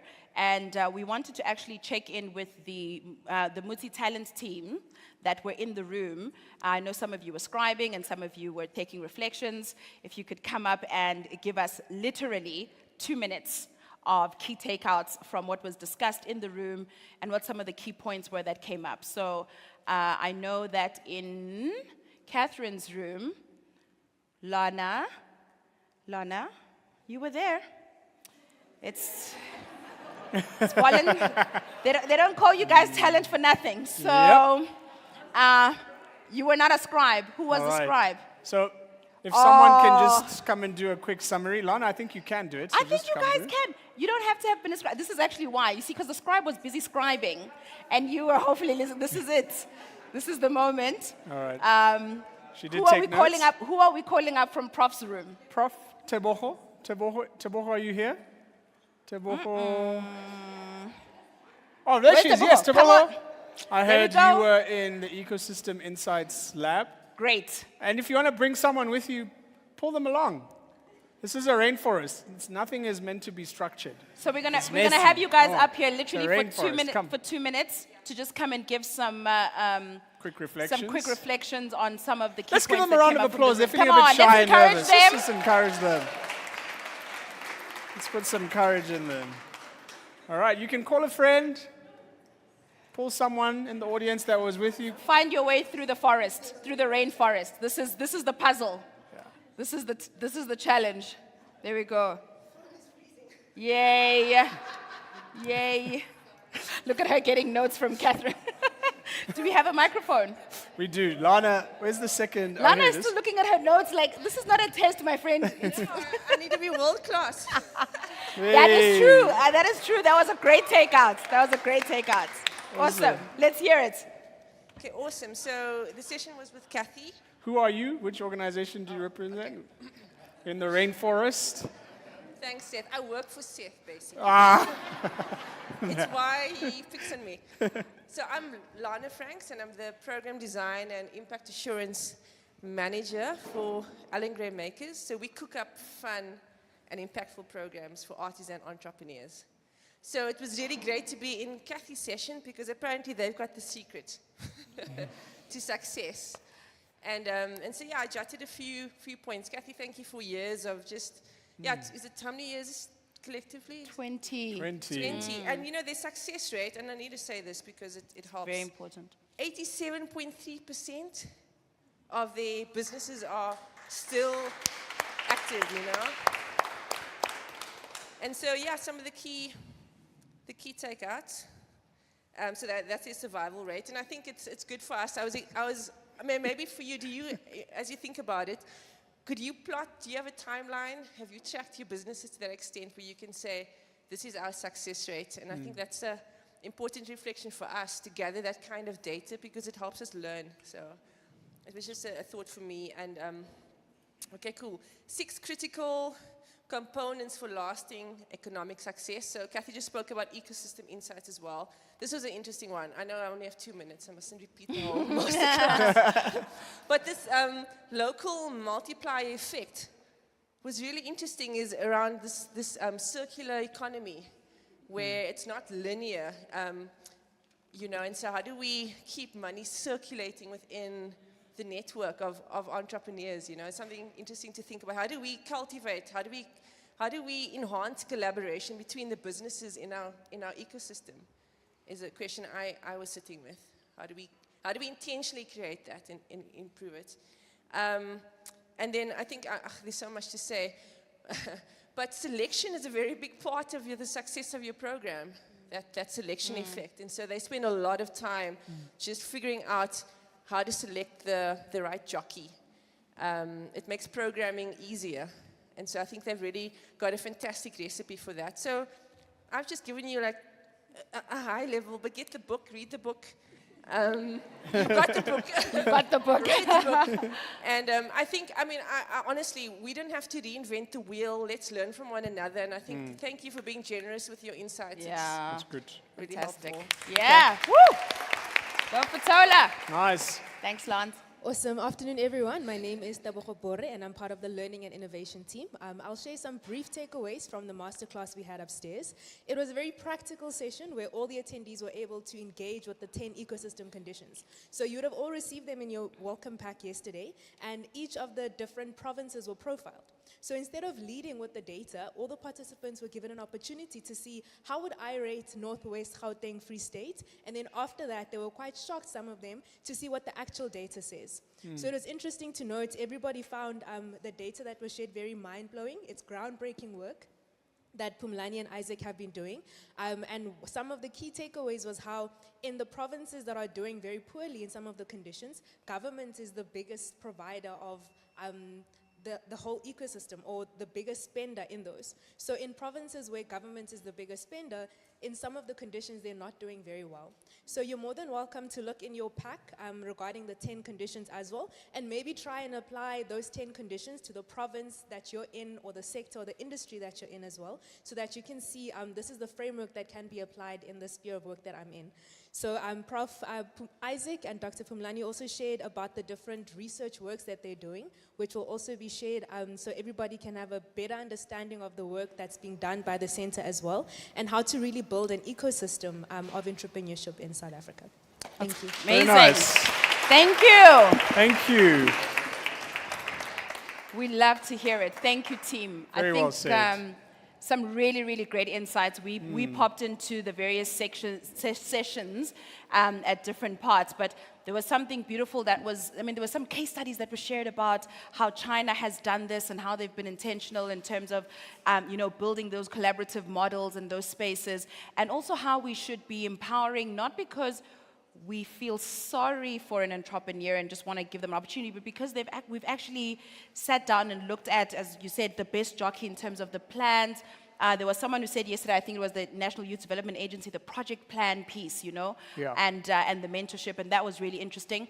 And then what I thought was also very interesting about the upstairs session is that the data itself, I know we sit a lot and we talk about there's no data on this and there's no data on that. Guys, we are the data. Like, if we are not on the ground doing the work, talking to the people, getting the insights, and then maybe sharing them in a way that someone like a prof and a doc can consolidate and analyze. But we are the context. We are the Bridge builders. We are the moss in the forest. We're the stuff in between. We're the connected roots. You know what I'm saying? So if you're looking like I can't see the wood for the trees, get into the tree. Get there. There. Inside. Be within. Somewhere there. Just get in there. In the rainforest. In the rainforest. That's it. Get down and get dirty. Beautiful. And that's where the data is going to come from. It's going to come from us actually having those conversations. So that's great reflections. And now it's time for the last panel session for the day. Very exciting panel discussion. Yeah, we're going to talk about Technicolor, which is an initiative of Alan and Geogray Philanthropies. And it was, Zim referenced it earlier, Bronwyn Williams and the Flux Trend Group kind of helped us see our enterprise, or our sectors through the lens of colors. And this initiative, which you'll hear more in a moment, was trying to focus on the gray economy, to look at organizations that were helping young people start and grow enterprises. And I'm really excited for our moderator, Nyakalo Merafe, who's been involved in the process. Can you give her a round of applause as she welcomes the panel? Thank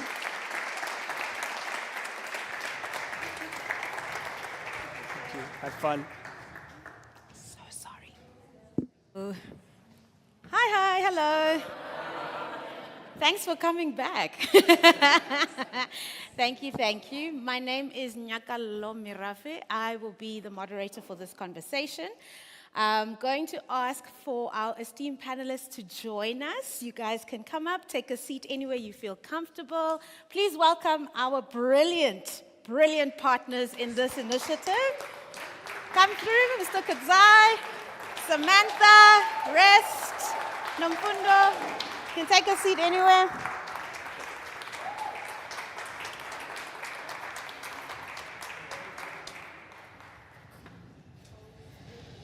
So unfortunately, Anjani couldn't join us, but Nomfundo is here, so we are championing along.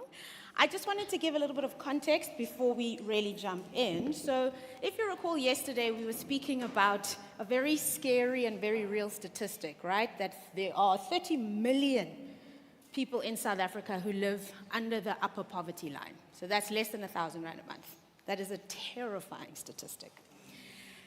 But what's important is by being clear on the problem and quantifying what it is that you're trying to solve for, you really have the opportunity to then say, how do I build solutions that are replicable, that can scale, that are mutually reinforcing?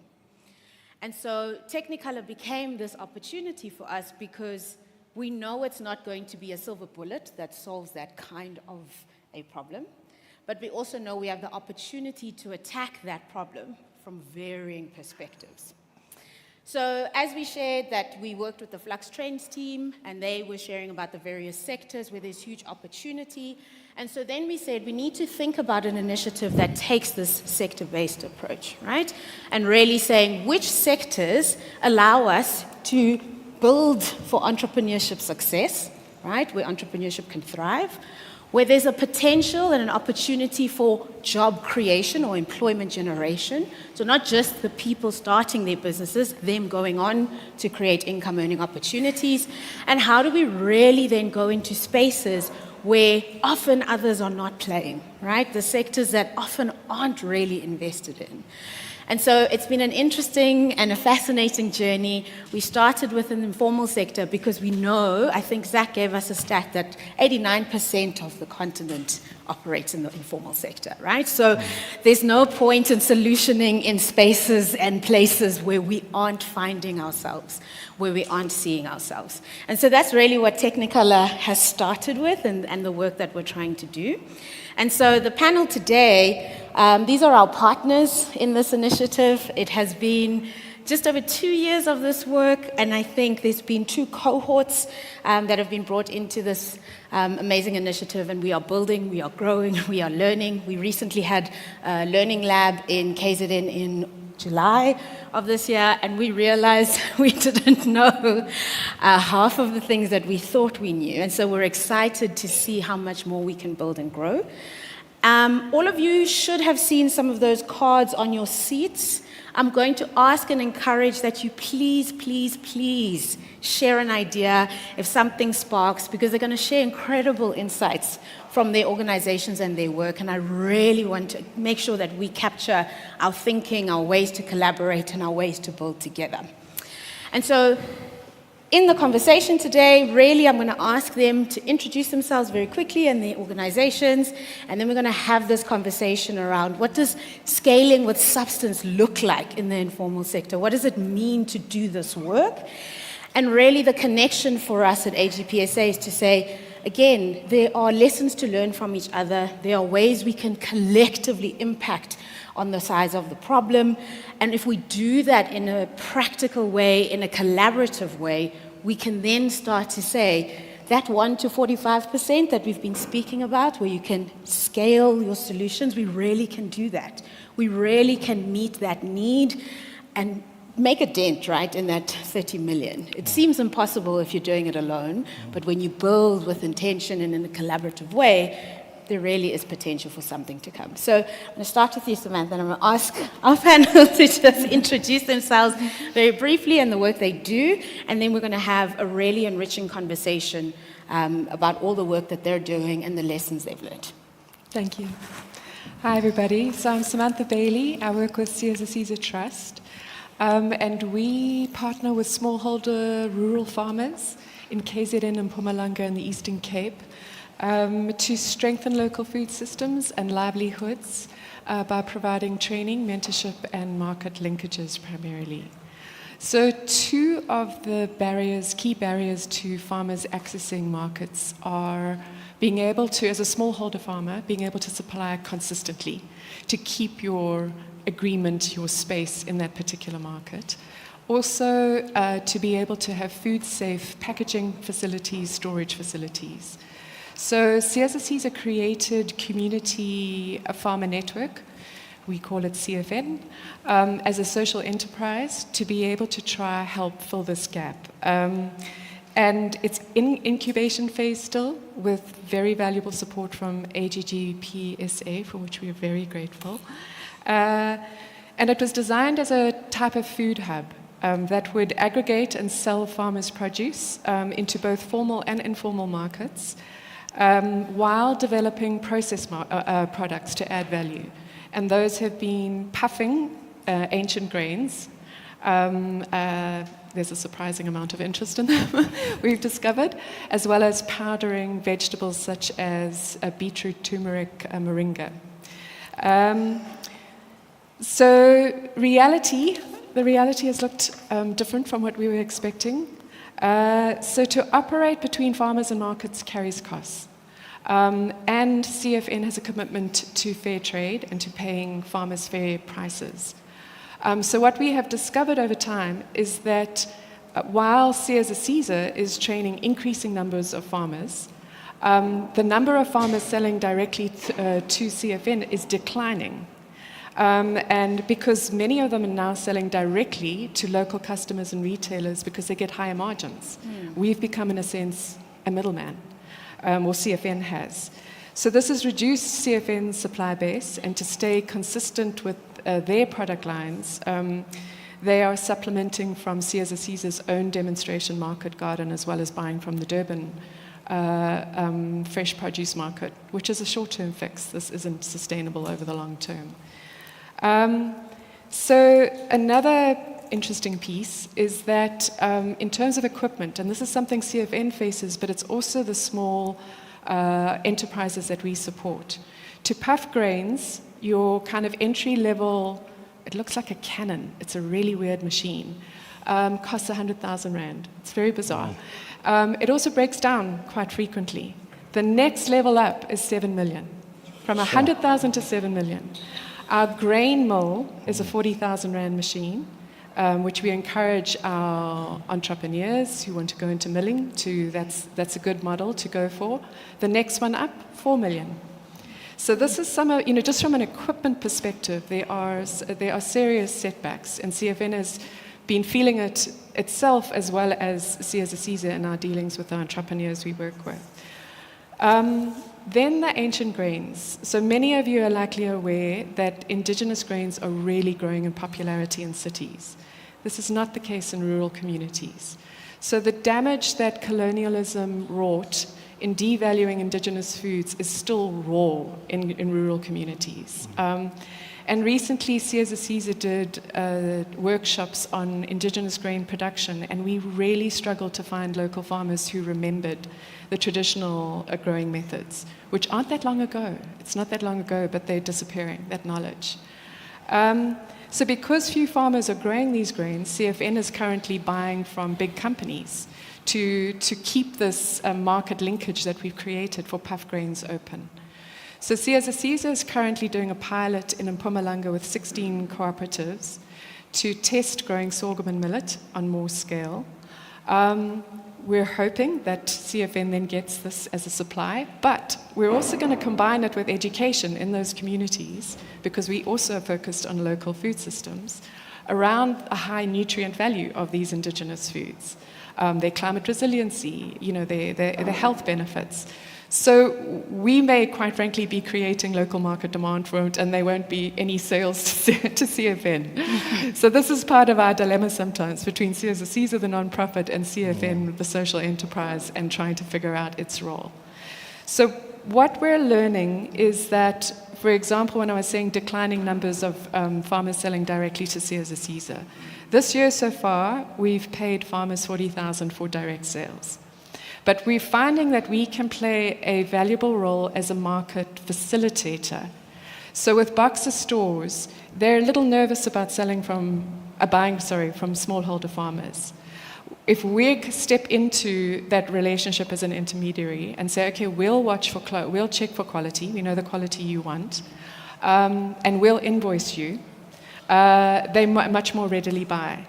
CFN's currently charging a 5% administrative fee to that, and then passing the rest of the payment on to farmers. We've got to see how sustainable this is, because the quality assurance does take legs on ground, or feet on ground. But that has facilitated 400,000 rands worth of payments to farmers this year so far. So you can see the growing demand for that. We're doing a lot more exploration of niche market development and looking at helping our farmers think about diversifying their crops. So they've got fresh produce here, they're selling into the local communities, and they've got a field of organic turmeric, so they can sell that to CFN, get it powdered. There's a very particular high-end market for that. We're looking at actually developing agroecology inputs, such as liquid natural fertilizers, to try and compete with the chemical options available out there and see if we can do it affordably. We're also really needing to deepen our understanding of informal markets. And interestingly, the route we're finding into that is through traders, the trader networks. They're incredibly, they sit with so much information, so much great information. And then we're trying to figure and explore with our farmers, how do we keep food sovereignty, like really developing local food systems, strengthening them front and center, as well as figuring out ways to make sure that their businesses are resilient over time. And this feels very echoing of Motse's, mission of connected ecosystems, shared learning. It feels like CSSESA and CFN are really living that learning right now. Thank you. Amazing. Thank you. Thank you. And then Kudzai, we'll go to you next. Thank you. Good afternoon, colleagues. It's a pleasure to be a part of this important and so far fruitful dialogue. My name is Kudzai Rujua, as already mentioned, and I'm with Pagamani Foundation. I'm serving as the Chief Financial Officer for that organization. I'm also the Development Microfinance Association of South Africa. Pagamani Foundation has been in business for the last 17 years and was founded by Mark and Shirley Tucker. Now, the objective of the organization is to see a reduction in poverty and unemployment. Within that are also several SDGs that we see, global issues that we see being addressed in tandem. We see financial inclusion, financial literacy. We're also in the business of just ensuring that our clients, they're supported with loans that ultimately lead to them having an employment, a job. And so we see employment as part of what we are aiming to reduce. Now, as we all know, in South Africa, the Gini coefficient, the measure of inequality, is very high. It's the highest actually in South Africa. We see a reduction in that as well because of the funding that we are providing these women in rural communities. So there is a stimulation of the local economy as we inject funding, and our services and products are not only limited or restricted to loans, but we also support our clients with training. We call this combined product as a side-by-side walk. So we issue microloans. And I was quite fascinated yesterday by Ms. Williams' presentation. She mentioned something quite interesting around how Africa, the forex influx that's coming into Africa in total aggregated, is coming from remittance flows, just small amounts. So as Pagamani Foundation, we issue microloans of between 1,000 and 50,000 to our clients. To date, we've supported over 200,000 women, and we believe that the overall impact of that is 1 million individuals in South Africa having been supported. Why women, you may ask? It's not because we are sexist, but the gender inequality in our country is real. And we believe that once you serve or support a woman, you've actually supported the entire household. Thank you. Yeah, so with the Development Microfinance Association of South Africa, one of our prerogatives is to ensure that there is a clear distinction between development microfinance institutions and microfinance institutions. In South Africa, there's over 2,500 MFIs, microfinance institutions, while there's only a handful of development microfinance institutions. And quite a lot of academicians are coming out to say there must be a clear distinction between these two type of entities. And the reason for that is we do need to see an improvement in state support in various forms, including policy support, legislative support, and we believe that that intervention will see development microfinance rise to the levels that it has in other countries, in other parts of the continent, in East Asia, where it's doing so well. It's been used to reduce poverty, all the social ills you can think of, the structured features in our economy. We've seen different nations addressing those using development microfinance. And so we would love to see a lot of support come through from the state. And we do appreciate the already existing support structures, including our fellow partners from Allen Gray. They've been supporting us, and amongst others. And yeah, so for now, I do want to appreciate the fact that everyone in this room seems to have this focus on alleviating some of these issues that we're facing as a country. And we are trying to do it from the informal, real economy sector. Thank you. Thank you. Thank you so much. All right, I'm going to move to you, Nomfundo. Yeah. Sorry, guys, you get me today. You don't get Ange. I am Nomfundo Mkhonto, and I am the project lead at WomHub. That means that usually I'm not on this side of the platform. I'm usually sitting there scribbling. But at WomHub, WomAnge, you'll hear me use those interchangeably. Basically, what we do is we support women in STEM. And I was actually quite worried that I would have to fit a whole dialogue into like a short introduction, and my colleagues here were like, no. So I am going to take my time as well. So what we do is we work, I'm sorry, I'm very awkward. I am very awkward. What we do at WomHub is we work in 4 pillars. We have the talent pipeline, entrepreneurship pipeline, spaces, and capital. And under the talent, usually we get this question everywhere we go, do you guys hire? Are you guys a recruitment agency? No, we are not. We are looking at the talent pipeline differently. We want to solve for the problems of the future. We want to give solutions for the problems of the future by making sure that the talent is ready in the future. So what we do is that we run technovation camps for high school learners. We run career fairs for high school learners just to get them more into STEM, make it exciting, make it approachable, right? Give them real life role models that look like them, that talk like them. Nomfundo from Ekasi, who dresses like a tomboy, she has a space there. And Nomfundo, who's girly and likes nails and likes doing her hair, not today, but he loves doing her hair. And she also has a space and a voice and a part to play in that ecosystem. We then have our fellowship programs that looks at university students. What we found with our research is that it's not that women are not studying. It's not that they're not qualifying for these careers or these spaces. It's that they are, and when they find that because of the hostility that they face, they actually leave those spaces. So it's around building that cognitive skills, that behavioral skill for them to be able to be sustained and retained in those communities. And then we have entrepreneurship, which I think most of us are here for today, which is looking at how we support female entrepreneurs in STEM. And as my colleague has said, it's not that we are saying women because we want to exclude the other gender, but it's really about making sure that the field is level, right? Making sure that we all stem from a level field so that we grow together, right? And we look at male champions as well in that space who are championing the work that we do.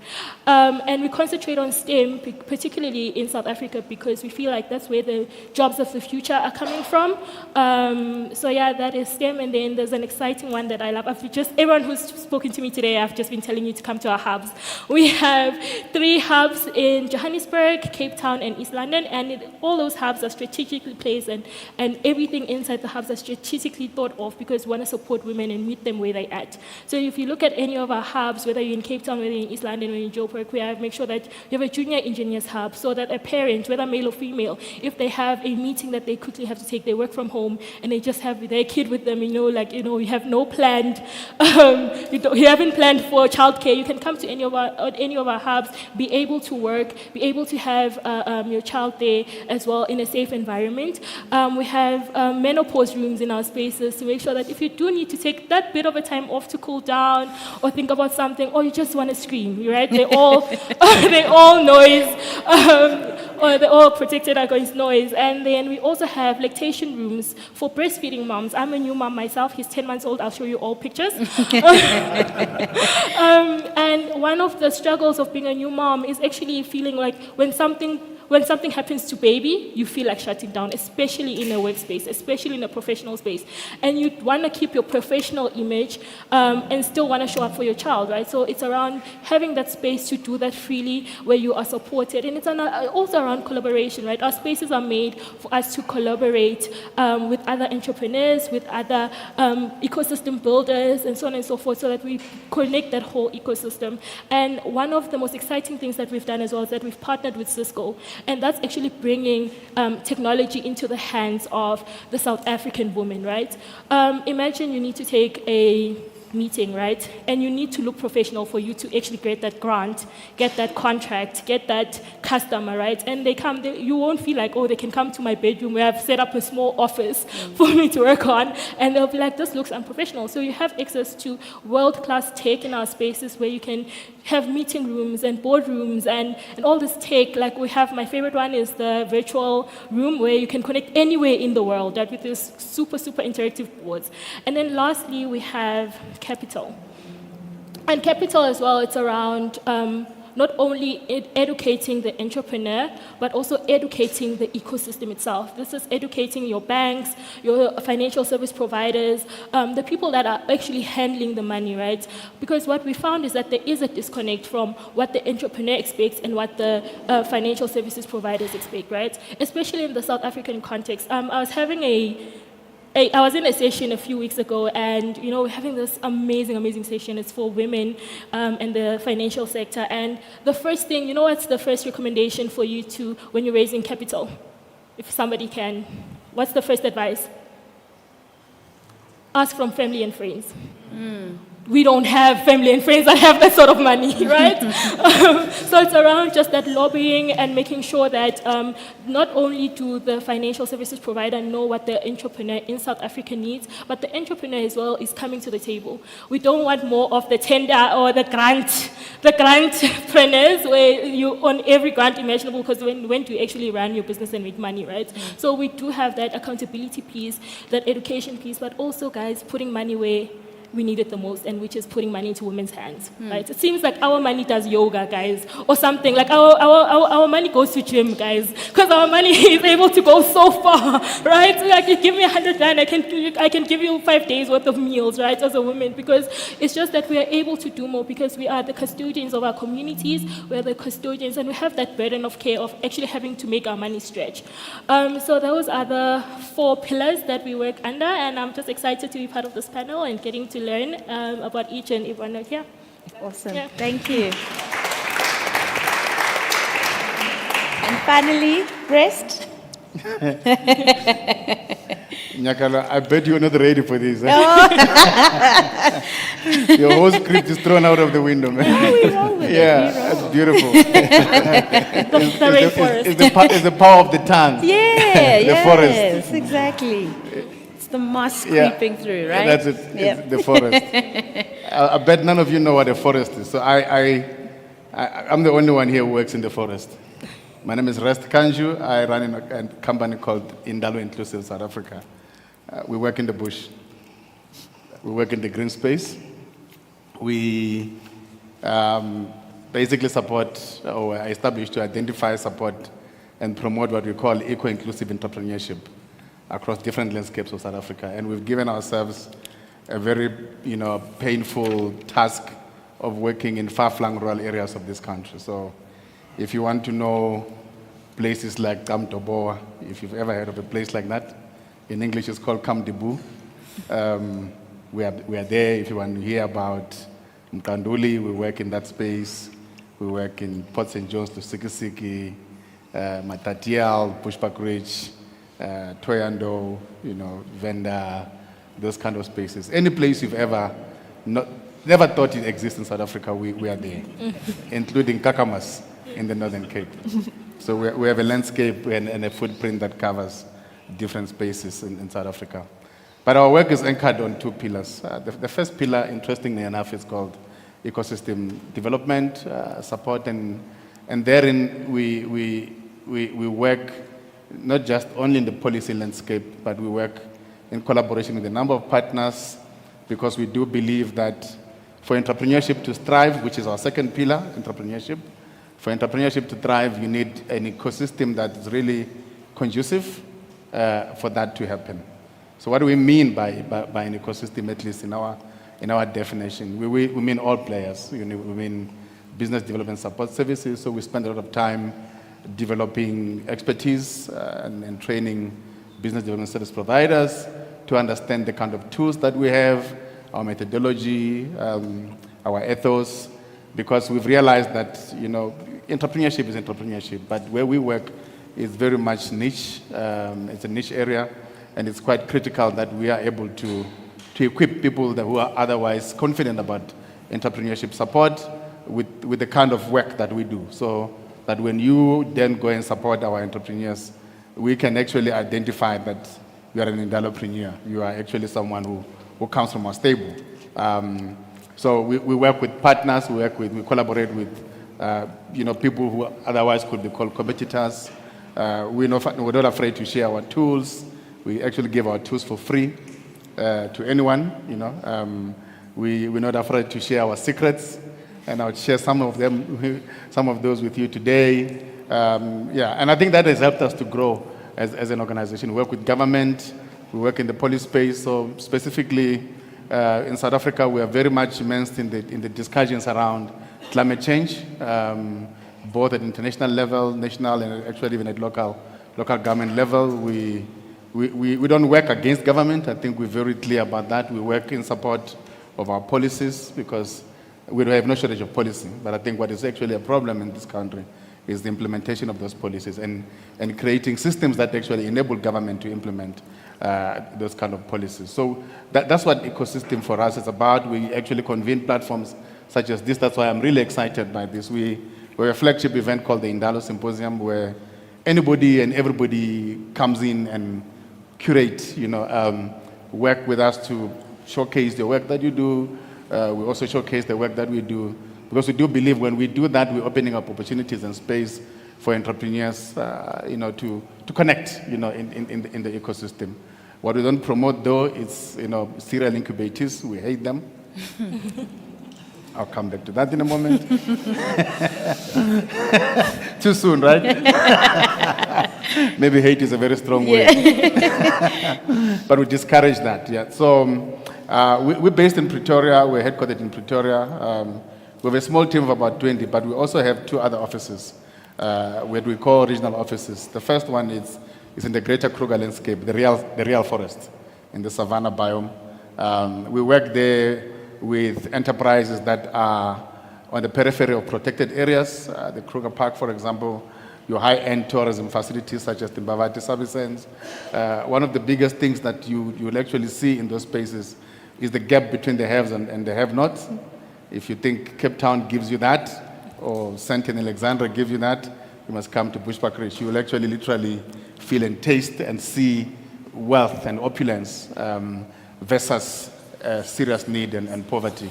So we work in those spaces where we connect entrepreneurs to become part of the tourism value chain and become real suppliers of goods and services. Can give you a lecture around that type of stuff because that's my passion and I come from that area. But we work basically on the western bound of the Kruger, from down in Malalana up to Punda Maria in Limpopo, in the confluence of the Greater Limpopo Transfrontier Park. But we also work in Matatiel in the Eastern Cape, and in Smangaliso on pro-nature and biodiversity economy. We work with a number of organizations there. We are inundated every day around identifying entrepreneurs that actually turn eco-inclusive entrepreneurial ideas into real economic impact, something that really brings net positive value on the environment, but also create jobs, create local economies, and the likes. And maybe the one thing I should mention is that we're an organization that is growing, that is quite innovative. We have a small team of about 20, but in there we have a number of portfolios, and we innovate time and again. And one of those things that possibly you would have heard about us, we work with Nedbank, and we co-own and we've curated, in fact, 2 funds now. One is called the Nedbank Indalo Fund that really provides for opportunities for entrepreneurs to scale. So we can talk about scale. You ask about scale at some point. With recoverable grants. They're not loans, they're grants, but they're recoverable. 0% interest, so I'm giving you some secrets now. 0% interest. You can come talk to me about how we've modeled that. And we're excited because a typical fund, normally they would tell you would not run the fund at less than 50 million rand, because a fund normally works on a particular margin, at least 2.5 to 4% margin. We actually run a fund that actually is not based on that, with a 40% write-off, and still becomes sustainable. So we've got some secrets behind that, on how that works. So we're excited about that, and it's growing. It's due for recapitalization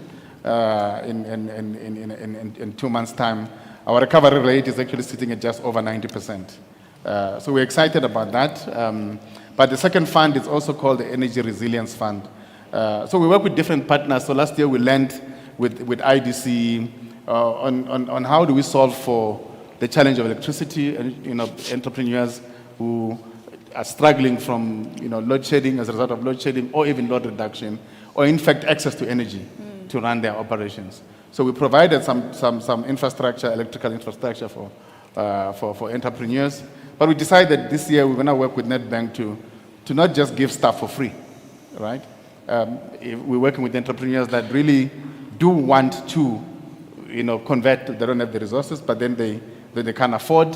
So we give them the required, electrical or infrastructure that they require, and they pay us back over a 5-year period.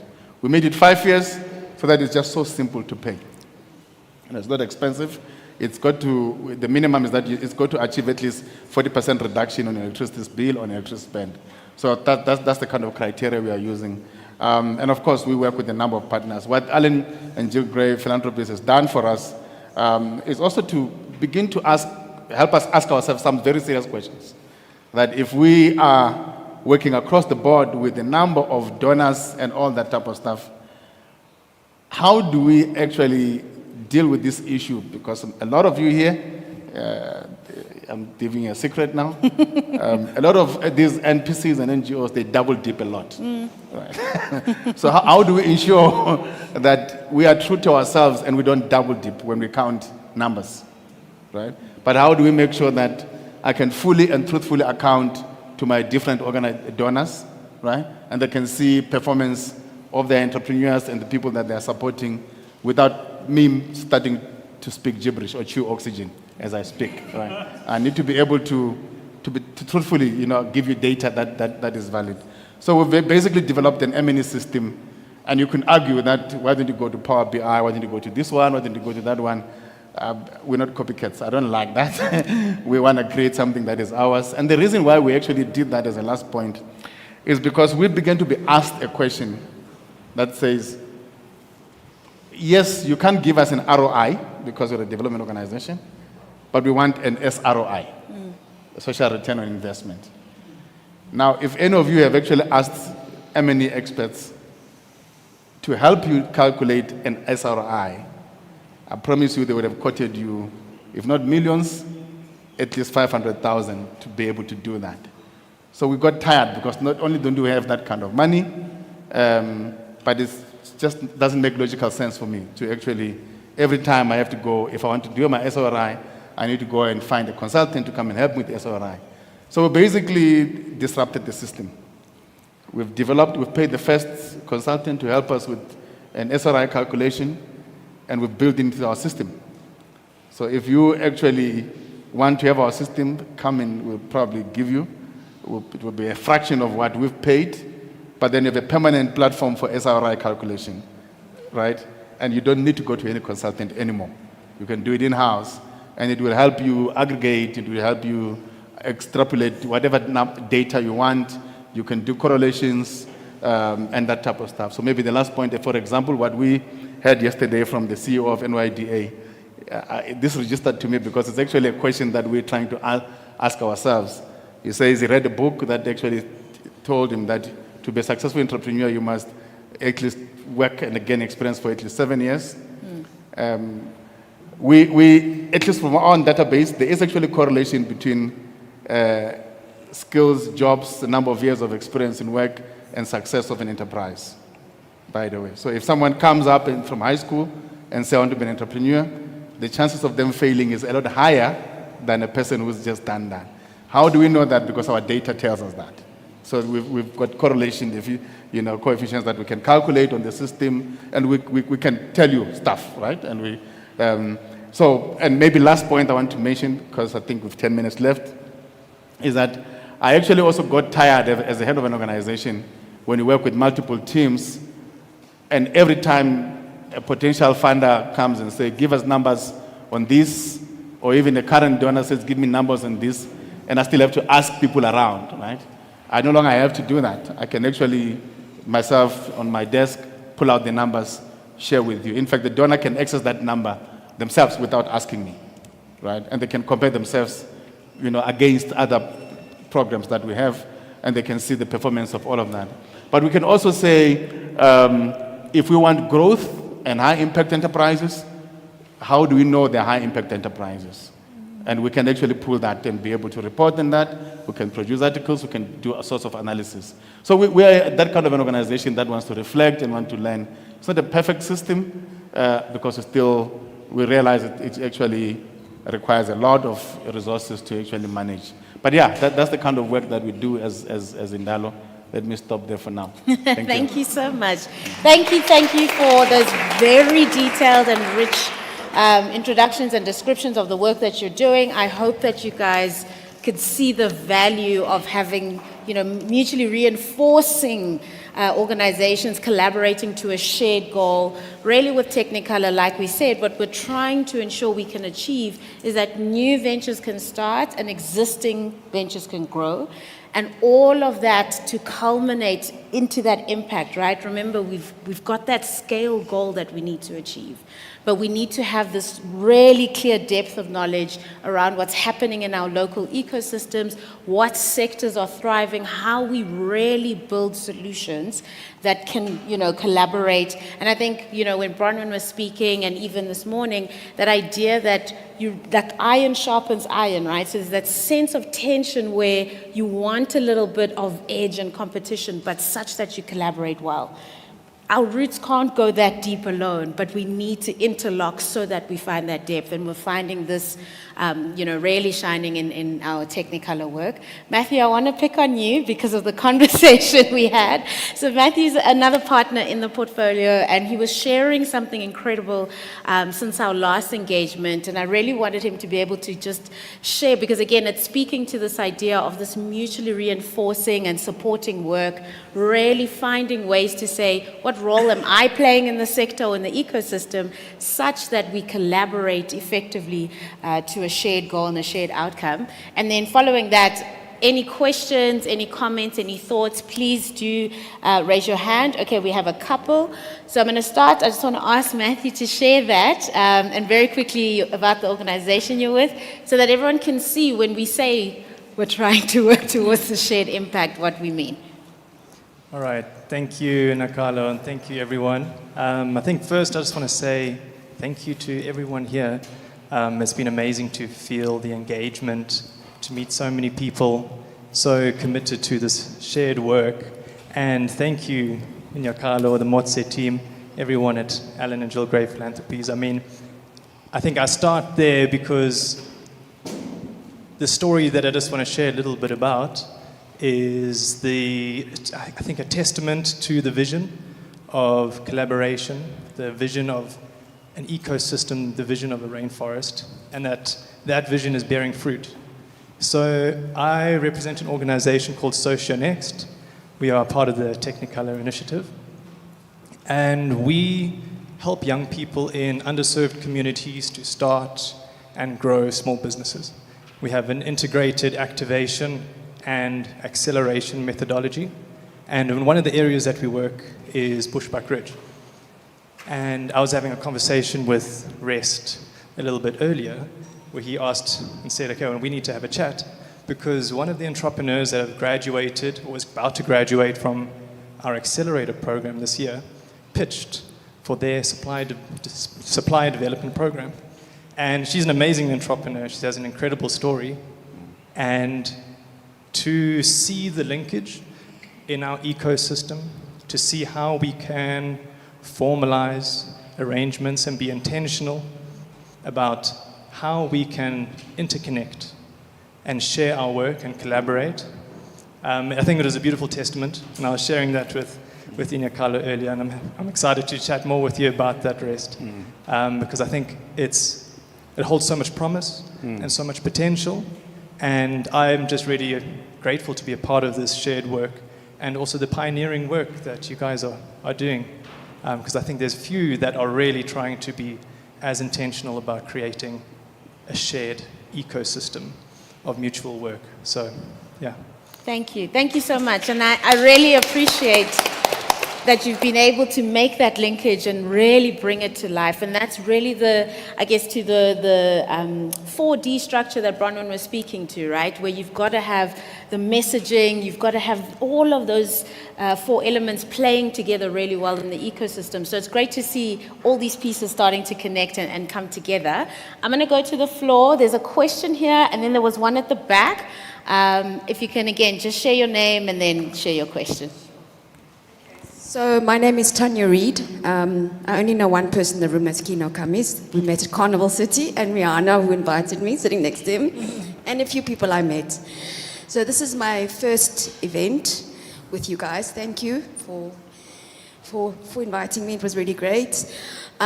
So in terms of what you guys were discussing, scaling with substance and the informal sector.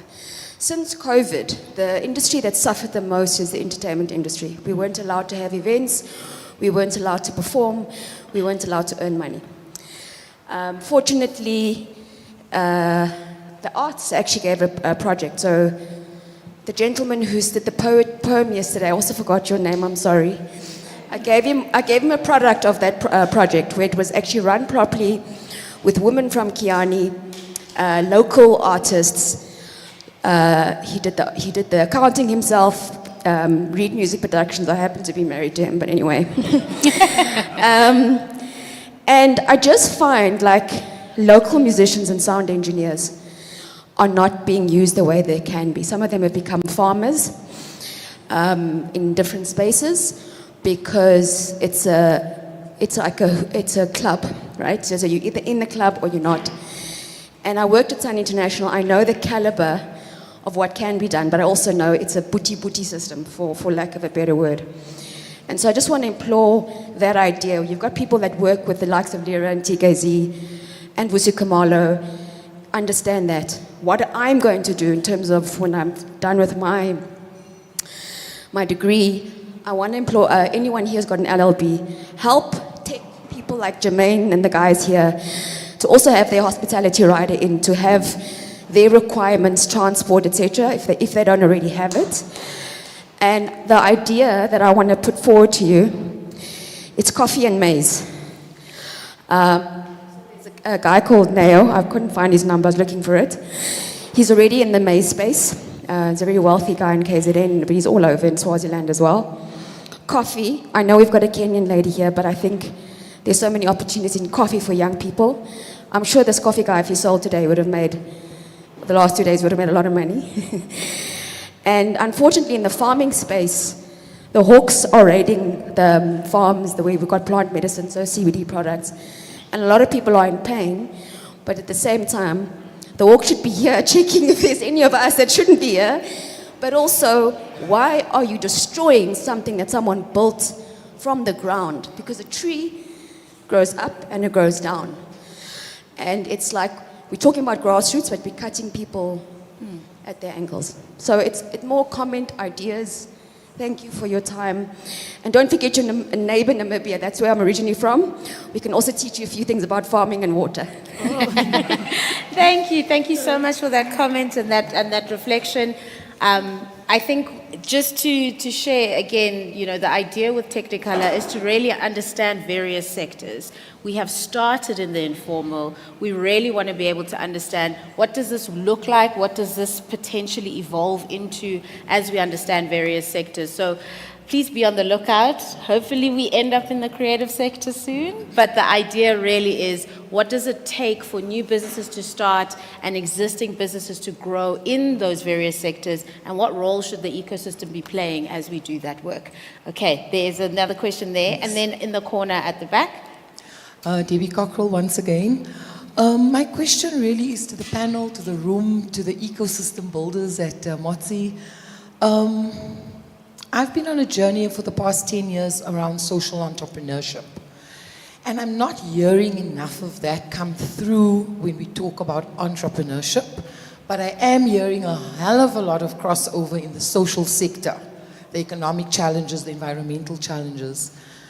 So my question, I suppose, or my thoughts or my wondering is 10 years in for myself and where this journey goes, and we look at other countries where they're 30, 40 years into the social enterprise sort of language. At which point do we shift? Do we need to shift? Is there scope for social entrepreneurs and entrepreneurs to be considered in the same conversation? I see two organizations representing food security, green economy. Does that fall to enterprise under farming? Or does it fall to social entrepreneurs under job creation, environmental custodianship, food security, SDG goals?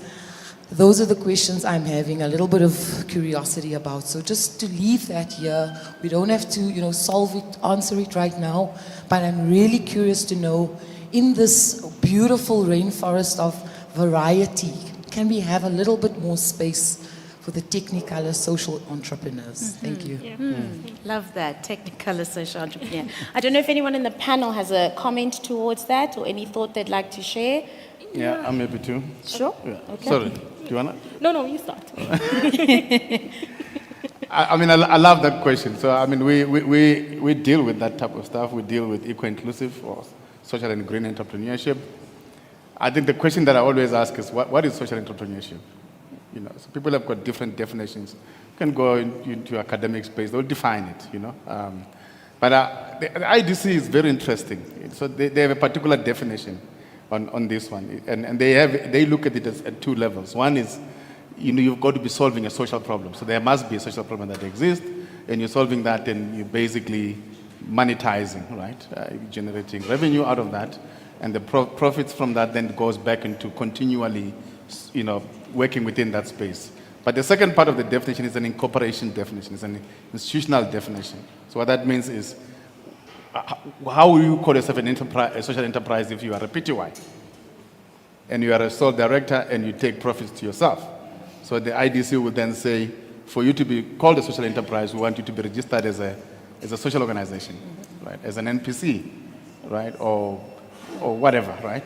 Or even if in your PTY, you've got to demonstrate that you're not drawing, or certain profits goes into, basically back into the functioning operations of the organization and continuing to solve that particular problem. We have a number of those in the country. It's a very expensive, social entrepreneurship is a very expensive type of enterprise, right, operation. Because most of that work, actually, it's supposed to be social services provided by government in most cases. So how do you then start balancing all of that type of stuff? So at Indalo, we call ourselves a social enterprise as well. And we unapologetically work as a hybrid organization. So we have a purely not-for-profit, but we also have a profit company in the same name. And I think, I'm hoping that people are going to start getting used to this type of stuff, right? European countries actually do that, because what then you can't talk social entrepreneurship if you're not actually having revenue generating, operations yourself to fund back your not-for-profit.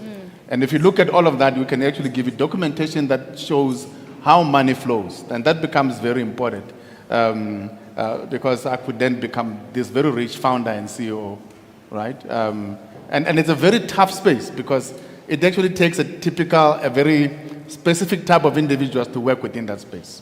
Because money can be tempting. And if money comes, money has a potential of disappearing.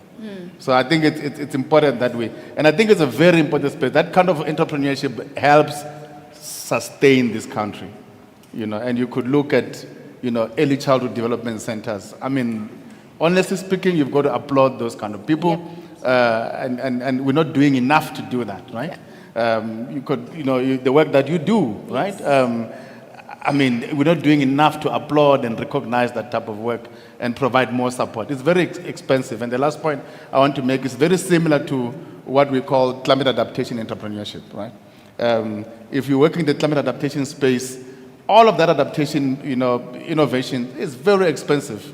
So you need a lot of money to actually do R&D, to achieve proof of concept. So funding and grants is required to de-risk in most of those spaces before enterprises actually achieve profitability. Yeah, 100%. Can I ask that we hear this last question and then we can circle back to your comment? Yeah? Thank you. My name is Jabulo Mashia. Hi, Jabulo. Can you hold the mic closer to you? Jabulo Mashia, can you hear me? It's very soft. I think we're struggling. Okay, my name is Jabulo Mashia. Much better. Currently a master's student at WITS. I'm studying African philanthropy. And to say on the social, what do we call them? Social entrepreneurs, right? And I have to say, SA is a unique case, right? So we need to redefine the meaning of social entrepreneurs in our country. We must start there. Because we're borrowing a lot of terms from the Western countries, right? And I'm here representing African philanthropy. And I'm saying the organization I'm also representing is African Kivuli Foundation. In terms of entrepreneurship, I believe entrepreneurship is the future for employment. We can discuss that, we can argue that, but it is the future for employment. Countries like Egypt, I was there, they have night markets which close around 3 a.m. In SA, people close around 8 p.m. So for us to actually be in a state of a functioning entrepreneurial ecosystem, we need to have policies that shift us to be a marketplace. The point that I wanted to go to is we must start basing our existence on research. The numbers never lie, and the data never lies. And for me, what I've discovered is young people are not lazy. They're just hungry for opportunities. And for the organizations that are vouching for women empowerment, I'm for them. But you're leaving the boy child behind. And this increases the crime rates and. But we don't focus on those things. Thank you. Thank you so much. Thank you for your comments. Can I answer for the organizations that focus on women? Can I just, my esteemed colleague, can I just correct you there? It's not us leaving the boy child behind, but it's bringing along the girl child, right? The systems as they stand right now are not made for women that look, sound, and are like me. The fact that this morning when I had to come here, I took like almost 30 minutes debating if I should put on a wig for me to sit here, right? That's something that I go through every day, right? And if you look at me, actually, it's a funny thing. We're talking around a round table with one of the programs that we actually have with the Ellen and Jill Gray Philanthropies, which is the Khanyisa Bafazi program. It runs out of the Eastern Cape, and it's looking at really, really informal businesses. So umama that's selling beads by the road or veggies by the road, and how are we bringing them into this ecosystem, right? And the level of entry for women is just non-existent in that area. it's genuinely non-existent, where they don't even feel like they're businesses, where success does not look like running your own business, but success looks like actually getting employment, right?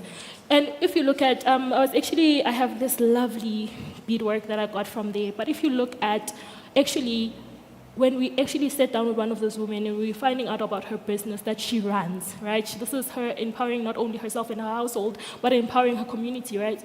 And we compared it to the job that she wants. She's actually making more money as an entrepreneur.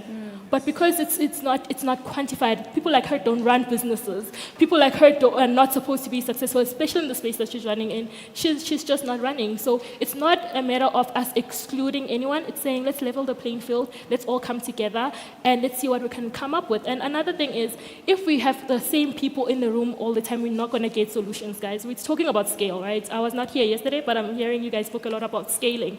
And if we have the same Nomfundo and my team, and we do the same thing, we're not bringing other ecosystem players, we're not bringing the diversity in the room, we're just not going to get the solutions. We're going to get the same bridge that's going to be there, that's going to fall. We're going to get the same people. Let's be honest, guys, let's call a spade, right? If we look at the world around us, because we're always working from the same pot, that's why we fail. That's why we don't see the government actually coming through for people. The data that we saw earlier, I was one of the master classes, is that the three provinces, the bottom three provinces are the provinces that rely on the government. What does that tell you? It tells you that the government has been in power for 30 years. What has changed? Right? So coming together, bringing different voices, a choir is made out of different voices, and we all sing one tune, and we sing one song, and we can actually succeed. Thank you.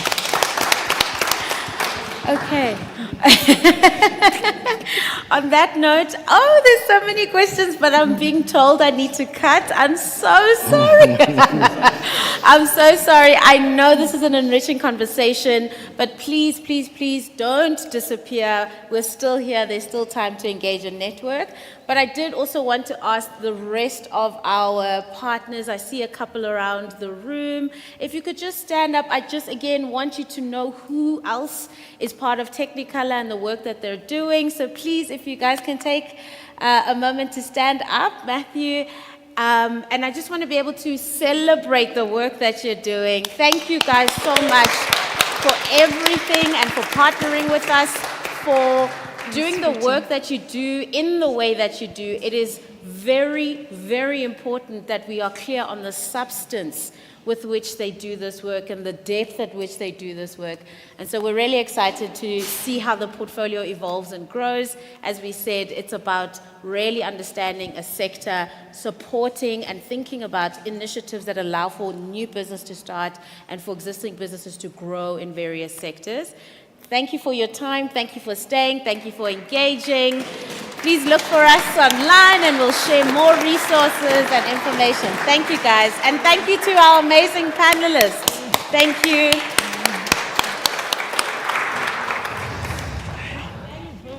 Thank you so much for such an enriching conversation. As you say, Thank Nyakalo, you. it really, really was. I don't know. Well done. Phone well for sale.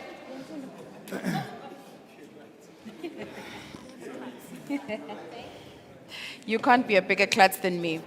Fantastic. Guys, you're still in the room. Give yourself a round of applause. Look around you. Yes.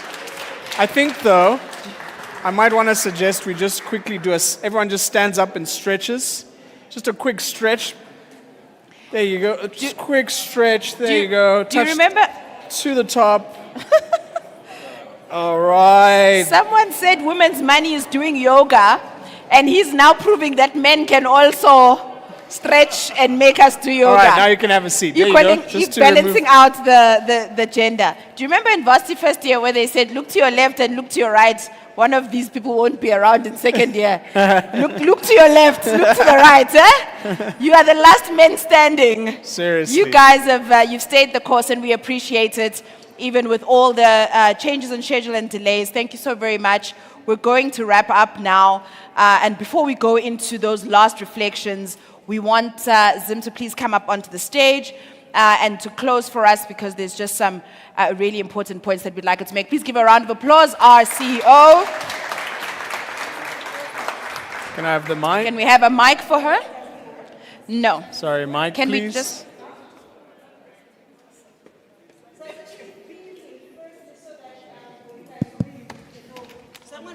ask our team first, Ellen and Jill Gray Philanthropies, makers, please stand so everybody can see you, the great people behind the work. Woo! And also, please go and, yes, there's another Nomfundo Faith. Yeah. So these are the people, the amazing people behind the work, some at the back and everywhere, so that even as we leave, if you still want to have conversations and all of that, please do grab any one of them, ask any questions that you might want to ask. So I was also just thinking about what might be the gift for people who stay till the end. Oh. So I thought about one. So you've got a card. You get an opportunity to suggest a speaker or a topic. Where's head of finance? They don't hear me. Regardless of where they are in the world, that you'd like to see at the next Motse. Oh. There's your card. Please write. Trevor Noah, thanks so much. Obama. Kodwa ke noko sizame that expectations zethu moderate them a little bit. But let's try. Just write a name. I'm going to give you a minute to think about, because it has to be yours. What is the speaker? If not a speaker, a topic Lovely, love that. that you would like us to include in next year's. Does everybody have a Motse. card? You can take the suggestion card and then write and then give it to anybody. All right. Suggestion cards are available. Those idea cards.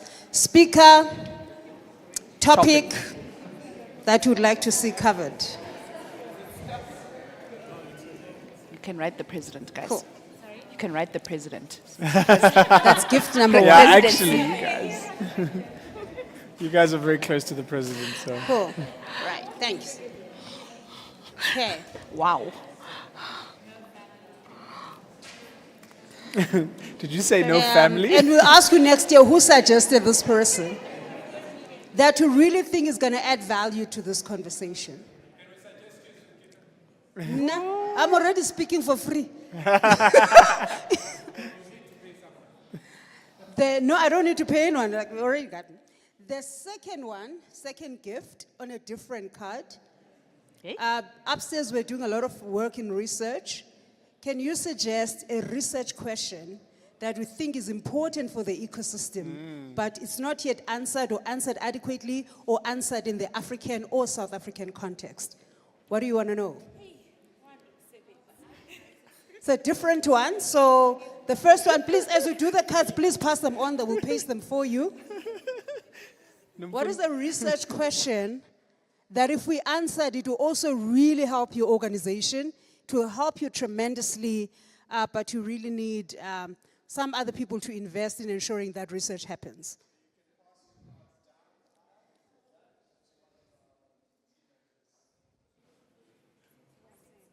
You can pass the cards down or to one of the team members wearing a Motse shirt. Thanks. Nomfundo is saying, Zim, thanks for all the work. Yes. The last question, this one is, we're going to give the gift to Nomfundo. This is my last one, 4 gifts. Outside Gauteng in the Western Cape, which province do you think we should host this next? Ooh, oh, that's good. And KZN, outside those 3, because we've been those 3.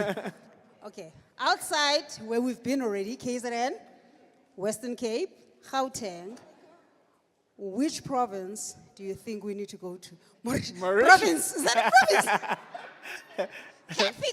Kathy. She's looking for a free holiday there. Right. As you complete the cards, pass them down. Last but not least, I know I've been saying last. Last but not least, no, it's not, yeah. Which organization you want to see in the room? It could be a government rep, could be another organization that's along the road that you work with in the ecosystem, but people that you think we need to reach out to them and make sure that they are part of this, an organization we might not know about in the ecosystem. Please write that down. Hey, Nomfundo is like, guys, organization with in my entire team. Organization you want to see people. here. organization. Yeah. Our prisoners at the top, do you want a card? Okay, you're fine. Our prisoners. Okay. So I asked about a speaker, asked about a research question, and by the way, that speaker could be you, right? Like you feel like, yeah, I think you gotta have me on that panel. There's nothing wrong with that. Self-promote. So yeah, it could be you. Sorry? Wena uqala ama-recipe awawazi ukuthi. Okay. Now I'm closing, and I didn't want to take. Firstly, thank you so very much for honoring our invitation and investing the past 2 days with us. I do know that it is such a. Firstly, it's October. We're tired. We've been working hard the entire year, and you having to take 2 days out of your work, your organization, reporting, writing proposals, wrapping up programs, whatever that is, it's really, really appreciated. And we want you to know that we value your time, we take this work seriously, and we want to know how might we support this ecosystem together so that we can reduce the size of the problem. That's what it's all about. It's about reducing the size of the problem. Secondly, we want to encourage you, take all the resources, the links, and use them abundantly, freely, the canvas that Victor shared, bring people together. There is no IP on anything that we do. Anything that we do, we share. We've asked people to share. Is for all of us to be able to use together. So I'm going to ask you to not to wait, but to actually just, as Mzwa will say, just start. Just start. Just start. Just start where you are. Start with what you have. And let's remember what Victor said this morning. We are the Davids. This problem may look like a Goliath, but we are the Davids. And then lastly, I wanted to close with this quote from our founder. And they're going to put it up on screen. Yeah, and also if you did not, if you were not able to write the name of your organization, where you are, it's important to please complete the map at the back, because this is where we all collaborate and get to understand who's who in the ecosystem.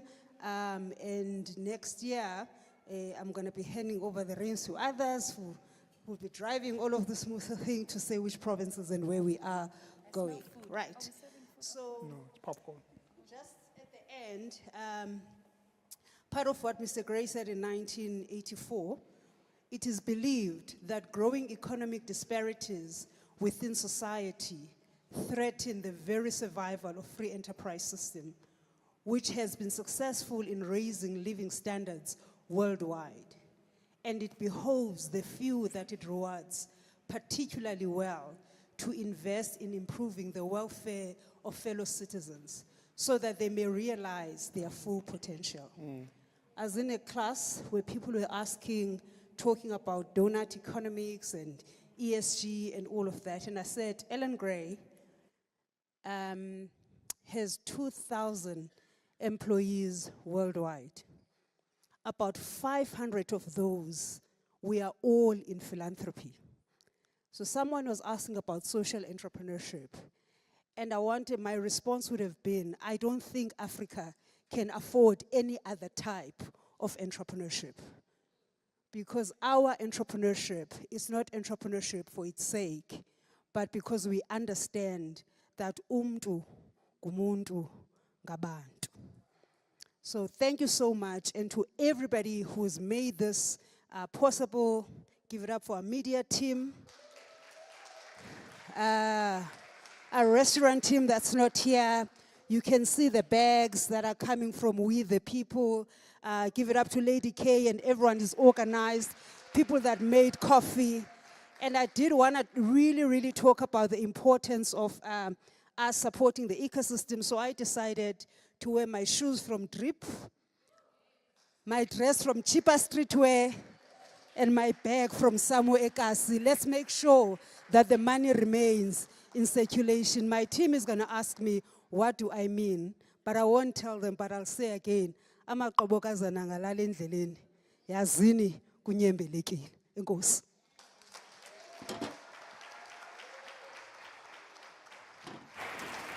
Beautiful. So I, Stunning. I definitely need subtitles there. Zinhle, help me. Start with saying amaqobokazana. Let me hear you say that. Amaqobokazana. Amaqobokazana. Okay, Chomi. I've got a bit more mentorship to do. Yeah. So allow me to, by next year's gathering, we'll have this down. We'll Yeah. have this down. Fantastic. Now I don't want to close. It's You the do end. it. I don't want to do it. You do it. Sure, thank you Yeah, you all. did. We're going to do one very quick thing. But can we just give a shout out to Zinhle for doing such an amazing job? Thank you, my friend. Shout out to you. Very well done. Shout out to you, sidekick. Pleasure to be your sidekick. Sidekick. I'm now taking bookings. If you could quickly just complete the survey that's going to come up on the screen. As I mentioned, it just really allows us to get better every year. Rate our service. Tell us where we can get better. Yeah. Data literally helps us drive better decision making, and we want to ensure that you have a great experience. But also give shout outs. If there's something we did extremely well, do comment, like, subscribe, follow us on YouTube. And keep the conversations going, guys, whether it's on socials, whether it's in your communities, whether it's in your spaces. Tell someone else about the gathering. Yes. Recordings are available of the sessions. This was streamed on YouTube, but there were also the 2 breakaway sessions that weren't streamed live, but those are recorded. So if you missed one because you had to choose, and it was very hard to choose the other one, know that those recordings are available. Just want to check with the team where those will be, where those links will be posted, or will that be on the website? Probably where people can access those? On The website. Okay, go through the website. Probably in the next few days, you'll be able to access those, and let's continue the conversation. Read the book that you received today. Put some reviews up. Give your thoughts about it. Connect with someone. If you haven't connected yet, again, go to the back. Even take a picture of the map, okay? And then you'll decide later tomorrow who you want to call or who you want to get in touch with. And shout out You to don't all have our to take- speakers. Can we give them a round of applause that on panels? Especially because these lights are bright. I don't think you guys can see from where you're sitting. These lights are really bright. So if our speakers could sit through that outside of the tough questions. We really, really appreciate you all. We really appreciate the heart with which you've approached the past 2 days, with which you've all come with an openness to share, an openness to learn, an openness to connect, and an openness to take that inspired thought into action, into the spaces in which you all operate, into the corners of the world that you all have influence over. There's I promise I won't preach, there's a scripture I like that says, creation is waiting and groaning for the sons of God to realize who they are, to be revealed, is what another version says. And it's in spaces like these where we realize who we are and the job that we have. We are revealed, and we are then able to go and help creation in its groaning and in its suffering and in its need for the work that needs to be done. So I want to thank you all. Yes. I have certainly learned a lot from every single one of you. Thank you very, very much for having me as part of this gathering. Thank you to Team AGGPSA for having me. It's been an absolute pleasure. Yeah. You're stuck with me now for the rest of your lives.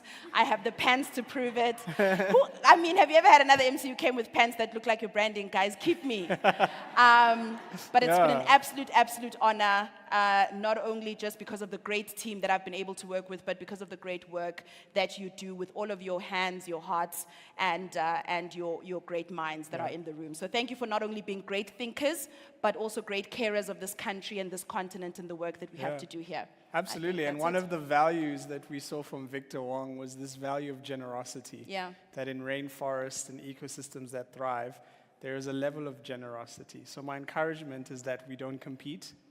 From today, we collaborate. Yeah. We share. We connect one another. If there's a funding opportunity that suits someone else better than you, you share those links. Yeah. We engage with one another to create the ecosystem and the rainforest we want. So thank you for that. Yeah. We're going to end off with a beautiful, the same way we started, through poetry from Lufefe Boss and our percussionist, Kamalfa. And then for those who didn't have an opportunity to be part of the guided tour, there is another opportunity to be part of the guided tour where you go around Constitutional Hill. Beautiful way to end of the day. But can we give a big round of applause to Lufefe and our percussionist, Kamalfa? Woo!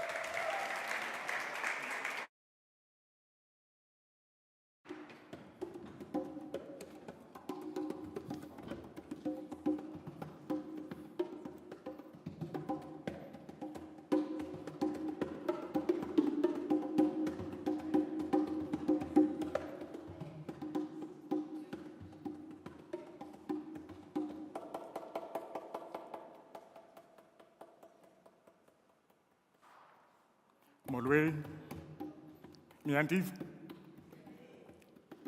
My name is Lufefe, and I cut down the democracy tree.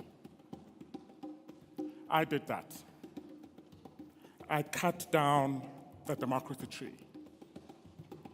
And to tell you the truth, that was only at sunrise, when the shadows of apartheid still clung to the land, when the soul was heavy with centuries of chains, of passes, of the blood of those who died for freedom. But we said, never again. And yet, I chopped and I chopped. Through morning, through midday, through the hunger of jobs that never came, through the anger of streets where the youth still wander without work, without hope, through the whispers of corruption and the silence of dreams deferred. I cut down the tree and I gathered the fruit. I gathered it and rolled it into a circle, and I crushed it so that the juice would run loose and carry the bitterness away, to make room for seeds of courage, for shoots of justice, for the tender hands who plant again. So, Phakamani. So let us please stand, not as strangers, but as builders of one promise. Let us lift together, mend together, water the soil together until the democracy tree rises again. Its branches strong enough to shelter every child, for its fruit sweet enough for all to taste. For the story is not finished. The promise is not gone. The tree will grow if we choose together to make it so. Thank you.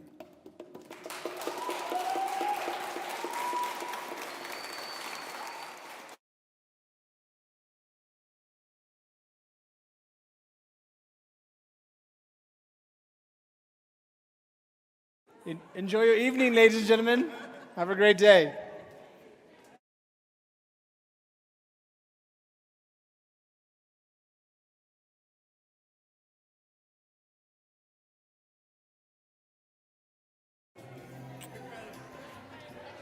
AGBSA talent, if we can just jump on stage for a group photo. Don't worry, AGPSA talent. AGPSA.